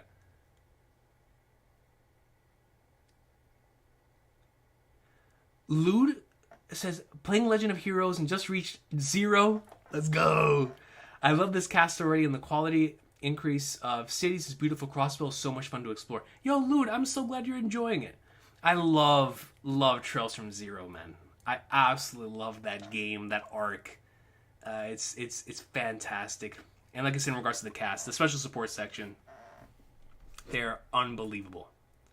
Unbelievable. Thank you for sharing that with me.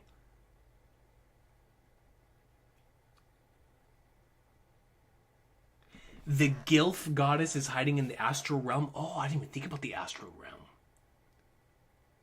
The astral realm, of course, still has to play some type of role. What's up there? What's up in the astral realm?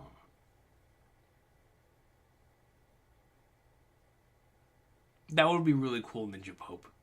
If that's his older wife and he's just forever faithful to her.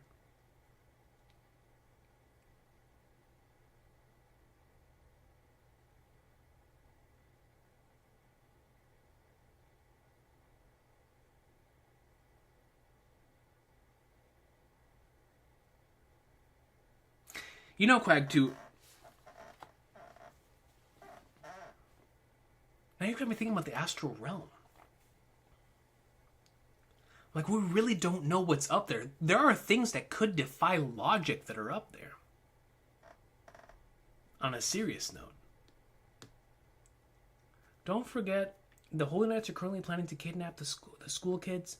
Aren't Robin and Chopper the only straws there? Yeah, Tetsuya, so that's what I was talking about. Like, so if Shamrock and Gunko head off in the Usopp Nami direction, then that means that Summers and Killingham, because I love what Derek Rivia said, but if Summers and Killingham actually end up going in the direction of the kids, because they are planning on taking them back to the Marijoa, then they're going to run into Frankie and Ripley and Robin and Chopper.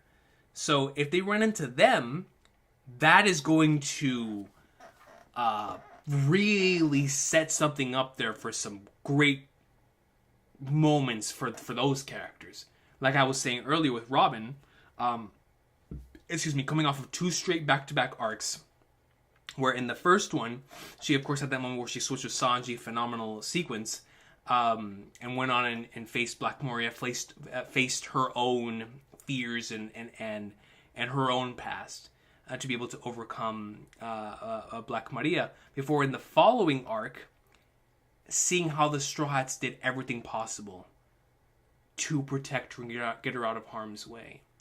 So Robin now being with that very same Chopper, with the Monster Trio not there, in front of the Holy Knights, who are obviously extremely fascinated, not just within taking the kids, but also in somebody like a Nico Robin, it's going to cause for some really cool moments.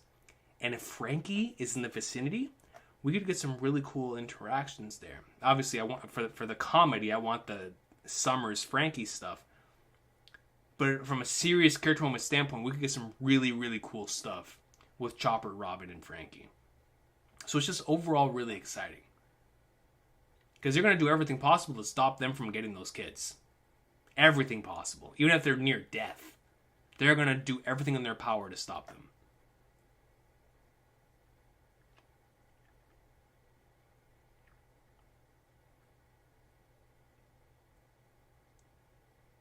And that Crossbow City theme is iconic. Ninja Pope.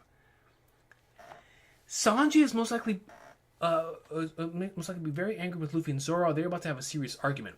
So Quag 2. If what you're implying is that we're about to have a very serious discussion between Sanji and Luffy and Zoro to give us... I know in this chapter we got a pretty... I mean, it was a comedic... It had comedic undertones, but it was still a clash between Luffy and Zoro. But if Sanji gets angry with them and they have a serious argument, listen, anything that continues to build on the relationships of the crew, let me get it. Let me get it, man. I love those types of sequences. We've already had serious discussions with Sanji and Zoro and Sanji and Luffy in the past. So for us to be able to have that together, let's get it. Let's get it. I'm down. Give me that Water 7 whole cake type of inter-crew conflict. Coach, make your prediction on what Loki will do once he's free. Go after the God Knights, pass on immediately, fight Luffy and them. So I think initially, Josh Pointer, I definitely think that he's going to box the people that are here. So I think he is going to clash, even momentarily, with Luffy and Zoro.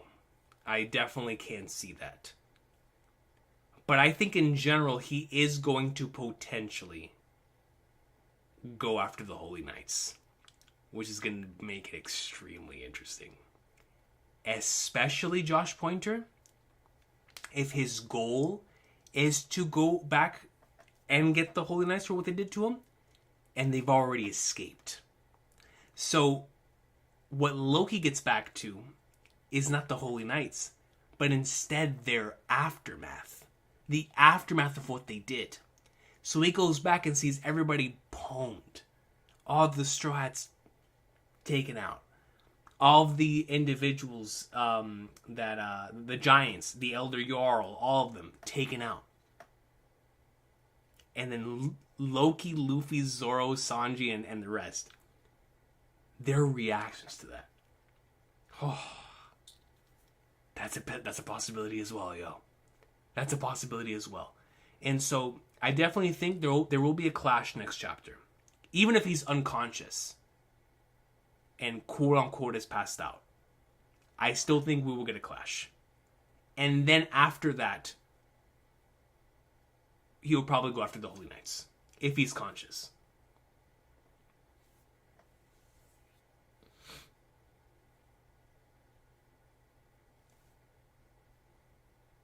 It very well could be Don Juan, which is interesting. About like that being the power of Ragnar.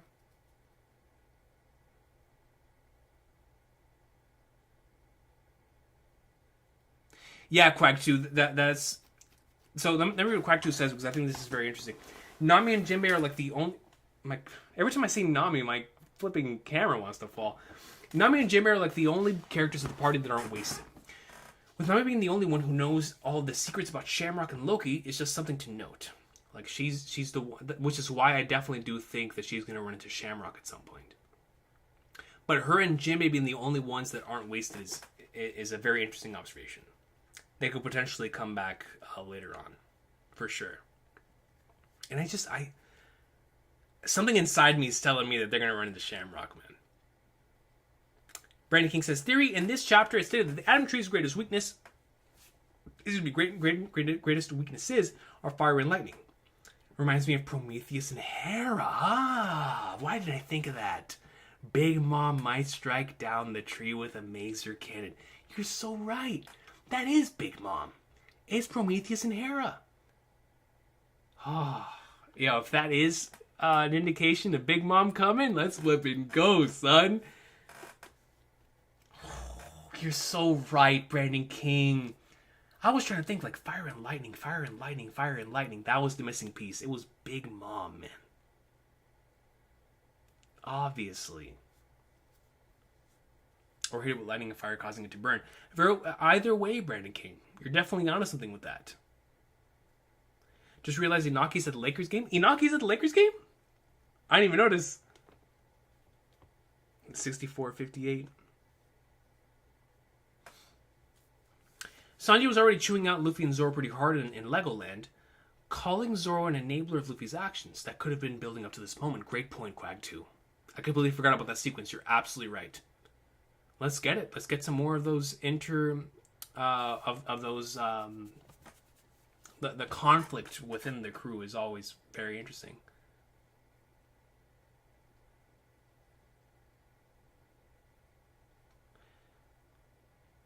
Matias really comes in with a 20 and says, do not linger there for too long with new info. Do not linger there for too long with new info. You're definitely right.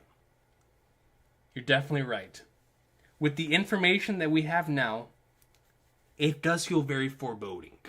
It feels even more foreboding than it initially felt. With the Holy Knights stuff and with what's happening now with Loki. Like, with current context, it truly feels... And I know the arc already had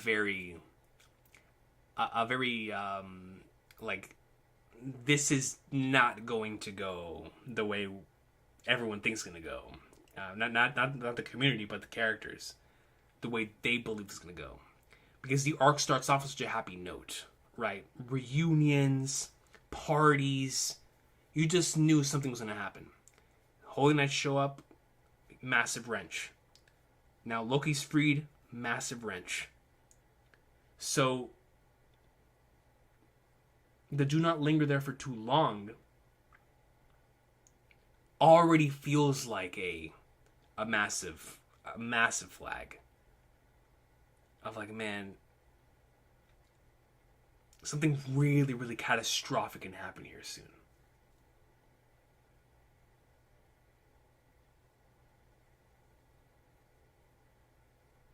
Thank you, Matthias Cerulli. That is a great point.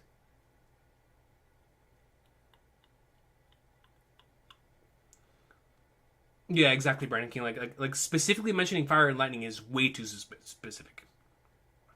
Baby Mama's reference to Napoleon, who was exiled to the island of Elba. Ooh, Elbaf's greatest enemy returns. Yeah, that's a cook.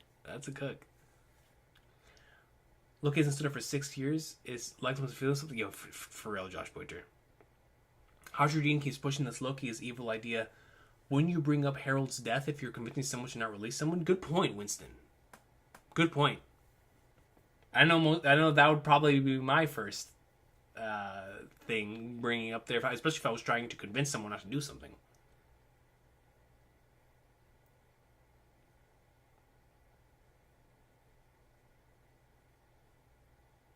Yeah, true that Ninja Pope. Like, it's probably like during the timeouts and halftime, which is unfortunate because I wish I could see it.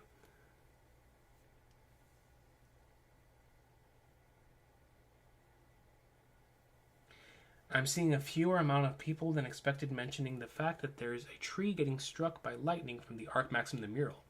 It has to be related to this chapter, right? Not to mention that mural is also covered in flames. Yeah, like I was hinting at earlier in the live reaction. It definitely feels very similar to what Matthias just brought up with the "do not linger there for too long." It feels like it definitely feels like a premonition of what's to come, for sure. Like the tree being struck by lightning feels like it's gonna happen now. I mean, it happens like you said in the mural. And that very well could be what they're talking about there. But then it very well could be the Big Mom thing too. Or something else entirely. Like Loki. Loki has his hammer now. Let me translate this real quick.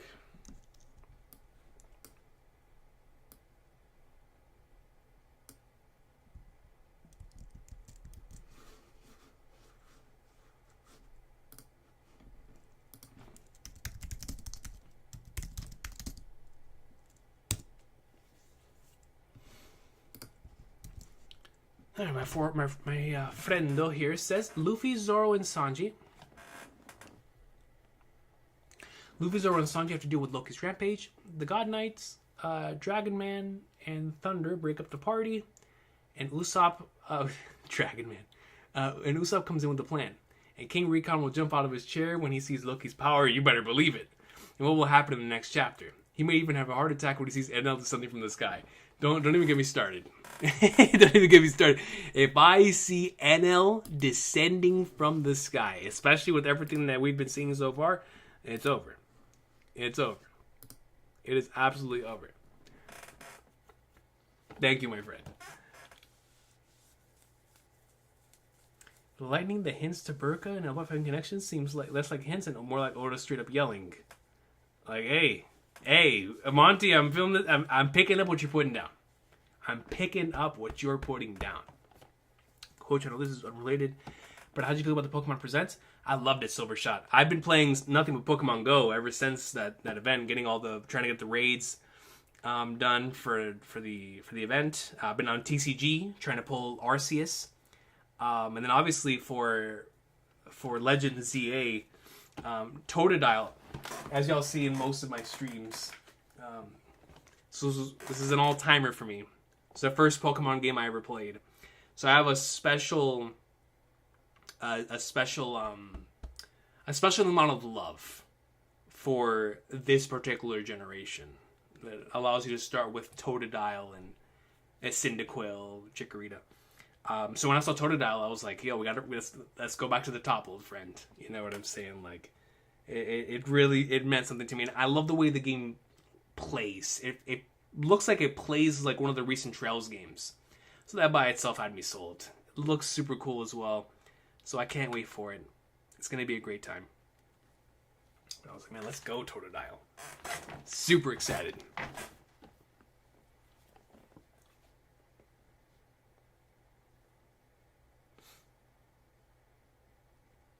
Yeah, Matthias True, that's cool. That's Usopp's most iconic attack is the Flame Star.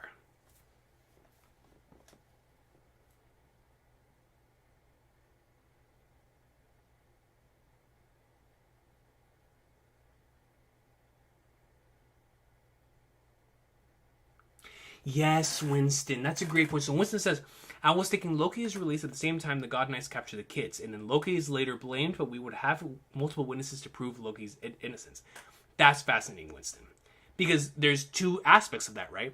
There's Loki potentially getting blamed for it, and then there's the people who are going to look at Shamrock and think he's Shanks, because then they're going to go from thinking it's Loki and then it's Shanks, and then Luffy's going to be stuck in the middle of both of them. In the middle of both of them. Like, Shanks didn't do it, but Loki didn't do it either because I was with him. So then they're going to turn to Luffy.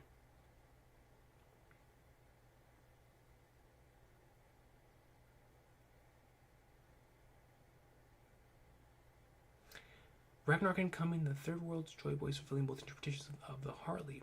Can be seen as the god of destruction to some and the freedom to others. Great point. That's exactly what it'll be seen as.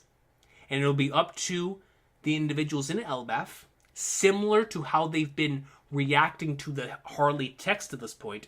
They will be living the Harley text as they then have to choose between, is Luffy a hero or is he an individual of destruction? Just like they've been doing for the Harley text and how they've all been coming to their own different interpretations. They'll be living that in real time. Shocked to see how big Loki really was in comparison to Hadra Deen. He's massive. Massive. Massive. Possibly we could see an Elbaf flashback soon. I definitely do think we're due for an Elbaf flashback. I just don't think if it'll be done very soon.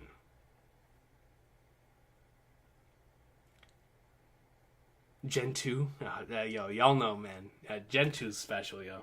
I mean, obviously, I have so much love for so many of them. Gen 1 is special to me. Gen 3 as well. I love Gen 4. I love Gen 5. I love so many of them. But Gen 2 is just... Like, come on, you'll always have a different soft spot for your first, right? And, like, that was really when I got super invested and hooked on Pokemon, so... And obviously the TV show was in Gen 1. So, like, the combination of Gen 1, Gen 2, and then everyone that's my age has a soft spot for Ruby, Sapphire, and Emerald, too. So it's... But then, I like I said, I also really love Diamond and Pearl. There's just so many great Pokemon games, man. And so... But Gen 2 is just so special to me. Hey, I respect for the Tepic choice. My boy Kenny comes with a 5 and says, plot twist theory, Luffy finds the One Piece and meets the deadly pirates ever.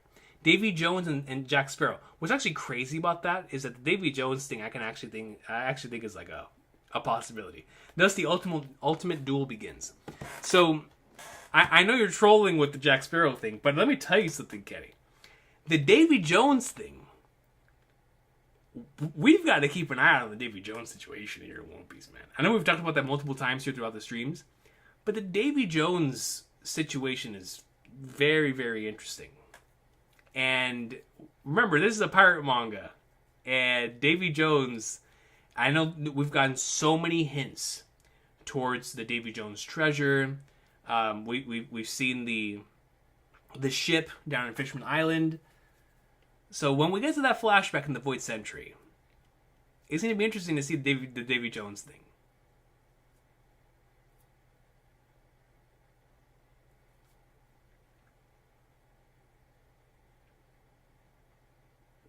Are you caught up with JoJo Lands? Unfortunately, I'm letting that stack up right now, Hilo. I'm letting JoJo Lands stack, and I'm letting Ippo stack right now. Ippo, but I'm like really, really close on Ippo. I'm only a few chapters behind on Ippo, but I've been letting that stack. And Conan, I've been letting those three stack. My long runnings. JoJo, Ippo, and Conan. But out of those three, Ippo's the one I have the least amount of chapters to catch up to. I got Emerald on the emulator. You know what's funny, LB the Wiz? I saw a post the other day that was like, why is it that everybody picks emulator as like Emerald as the first game they put on emulator? And I didn't even think about it until I saw the post, but I was like, you know, ever since I first found out what an emulator was, every single person that I know, myself included, allegedly, has put Emerald first. Always. I don't know why. But we always go with it. I don't know what it is, man. It's the Rayquaza effect or something. I'm not sure. But it is so interesting. It feels like that's like the universal thing. Like we all go with Emerald as like the first one. It's just so funny to me how universal that is. That everybody just emulates flipping Emerald. Allegedly. But that is very fascinating. Now that you bring that up. I was telling Roger this in our stream last year for Top 50 Favorite Video Games. But I really love Hard Gold, the remake for Gen 2. Hard Gold, Soul Silver. Last year I did a replay of Hard Gold again. And I was shocked by how well the game has aged. Not necessarily... Pokemon games feel timeless. But I was shocked by how good the DS version of that game still feels just to play. I was like, man, you could put this on the Switch 2 and it'll still feel like a next-gen game. It just feels so good. It feels so good to play, man. I have so much love for Hard Gold.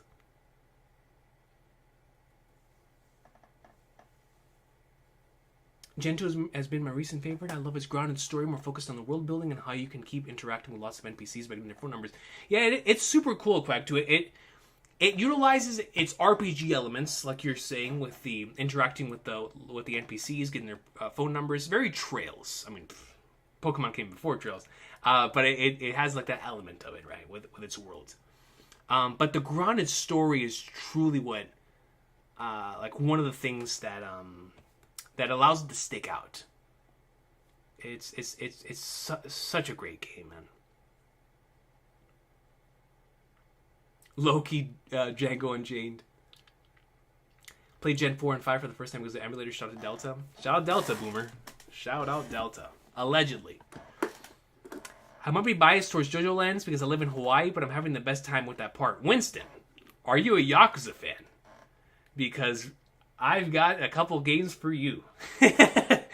Yo, Yakuza's been killing us since they moved to Hawaii. I just finished Daybreak 2, now starting Kai no Kiseki. Yo, going from greatest to greatness.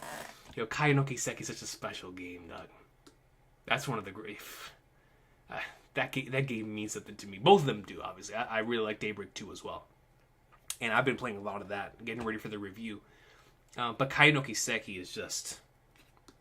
That's a special video game, man.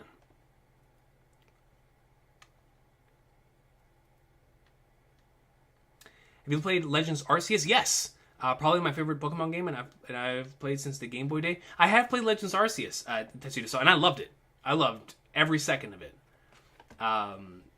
It was one of those experiences where, because it was so new at the time, I was like, bro, this is insane. Like, bro, my brother and I were so hooked on it when that game first dropped.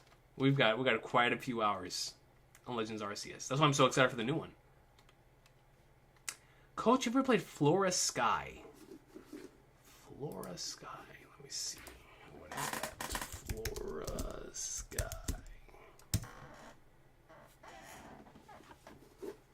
A ROM hack. For which gen? Flora Sky version? Is that Dialga?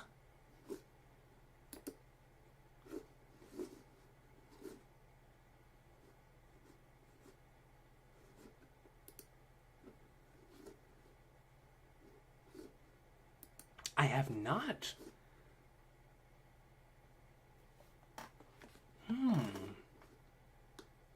Bro, don't get me... I've been talking about Pokemon this entire stream, but don't get me hooked on something else Pokemon related now. Oh, this looks cool. And it's based on Emerald. Flora Sky GBA ROM hack. I have not heard of this, dude. Like, I've seen so many of the ROM hacks. How have I not seen this one? I'll tell my boys about this. See if they'd be down. Allegedly. Flora Sky. Thank you for letting me know.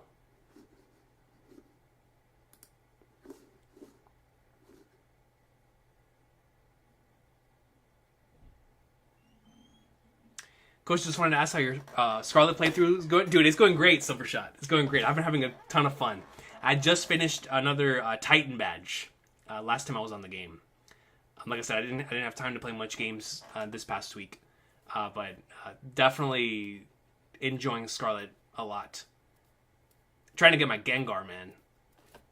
Trying to get my Gengar.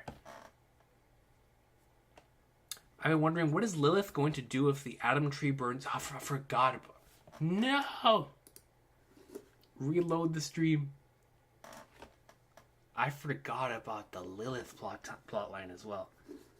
Okay, we're back.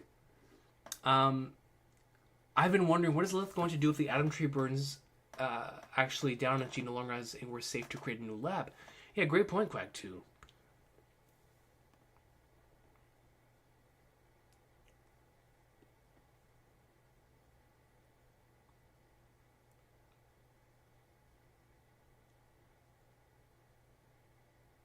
Because, of course, if there's no ground for her to be able to create that lab, then what are they going to do about it? What are the Vegapunks going to end up doing?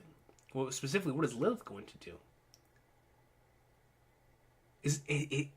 Is that going to be something that's going to come back up during the Astral Realm? Maybe we'll find a new place in the Astral Realm to create that new lab.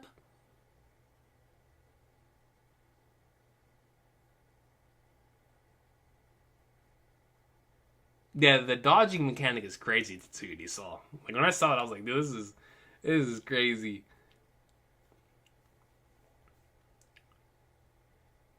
Be interesting if Elbaf actually gets destroyed earlier than we think, and there'll be an act of the arc that actually takes place post Ragnarok. That'd be cool, Quack 2. Like it'll be the first time that we see like an island being destroyed, and then we see a certain section of the arc that takes place post that massive ginormous war. That'd be very interesting. It would definitely be... It would be one of those first... You don't normally get a lot of firsts in One Piece. But that would be one of those, like... You'll never forget it. Once we see it moments. / sections of the story. Definitely Silvershot. Yo, Mist, what's good, yo? What is good? Mist, have you been playing Daybreak 2? Lilith makes a Vegapunk mini egg on the sun that can do everything. It will serve as a straw as parallel to Roger's ship egg. Could be an option if things go south. Absolutely. That'll be our version of the egg. I wonder what would be inside of that egg. Another Stella? Another Vegapunk Stella? No, Quack 2, I feel you. Just like we were talking about throughout the course of the stream. Like everything is heading towards a catastrophic event. Which is what terrifies me.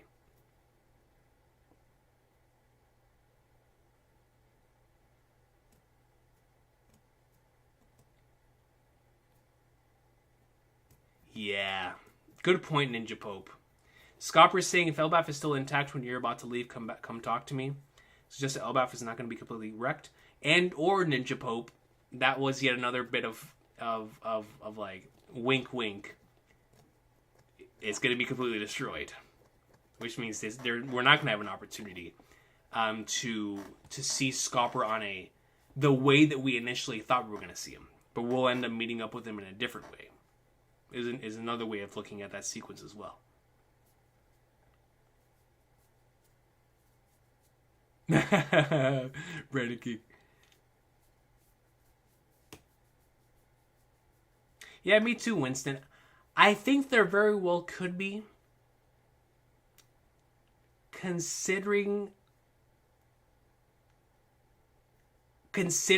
the amount of different Pokemon media that now have megas so deeply intertwined with their interface, I feel like they'll have to.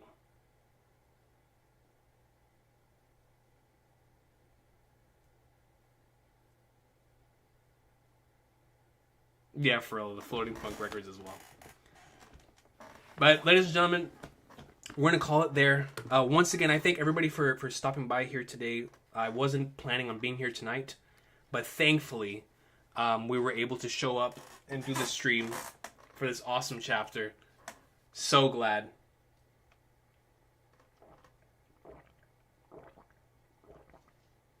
But I thank you for being here. Like I said, the original plan was to read this on Sunday, then on Saturday, and then we came back today. So I'm not sure when we'll be able to come back. But when I do come back, obviously there's still quite a few things that I want to create from a video standpoint. But I think there's a chapter next week, so we'll definitely be here for the chapter next week. And then when the next break week happens, we'll of course be doing one of the stream goals. And then we'll be continuing on with business there as usual. But ladies and gentlemen, for those of you who have been enjoying either the Yakuza greatness and or Monster Hunter just came out today, very much looking forward to playing some more of that when the opportunity presents itself. But for those of you who are waiting on the One Piece greatness, that'll be coming out next week, then I'm looking forward to seeing y'all for that one. But let's see if they drop any stuff for the Lakers One Piece collab, or if I log on Twitter after this and see some cool pictures or something. Let's see what ends up coming of that. But that's it for me today, ladies and gentlemen. Thank you so much for stopping by. Loki, greatness within this chapter. Let me, before I head out of here. It's been absolutely peak, bro. Just finished the intermission, and you already know the intermission chapters are always guaranteed bangers. Random Quattro peak plus Elroy's. Elroy's him, man. He's him. He is him. But yeah, no, that intermission is incredible. The stuff like you were saying with Quattro and Ren is absolutely sensational. It is sensational. I loved the part right before that mist, right before the intermission, in the, I call it Cold Steel 5, with exploring the school section. I was like, oh, I'm in heaven here, man. This feels like home all over again. You know what I'm saying? I just love that entire sequence as well. With Swin and Nadia, I was like, oh, this is awesome. I really, really like this. But yo, ladies and gentlemen, I will see y'all next time. Thank you so much for stopping by. Very much looking forward to the greatness next week. And Loki is up. He's ready. And he's free, man.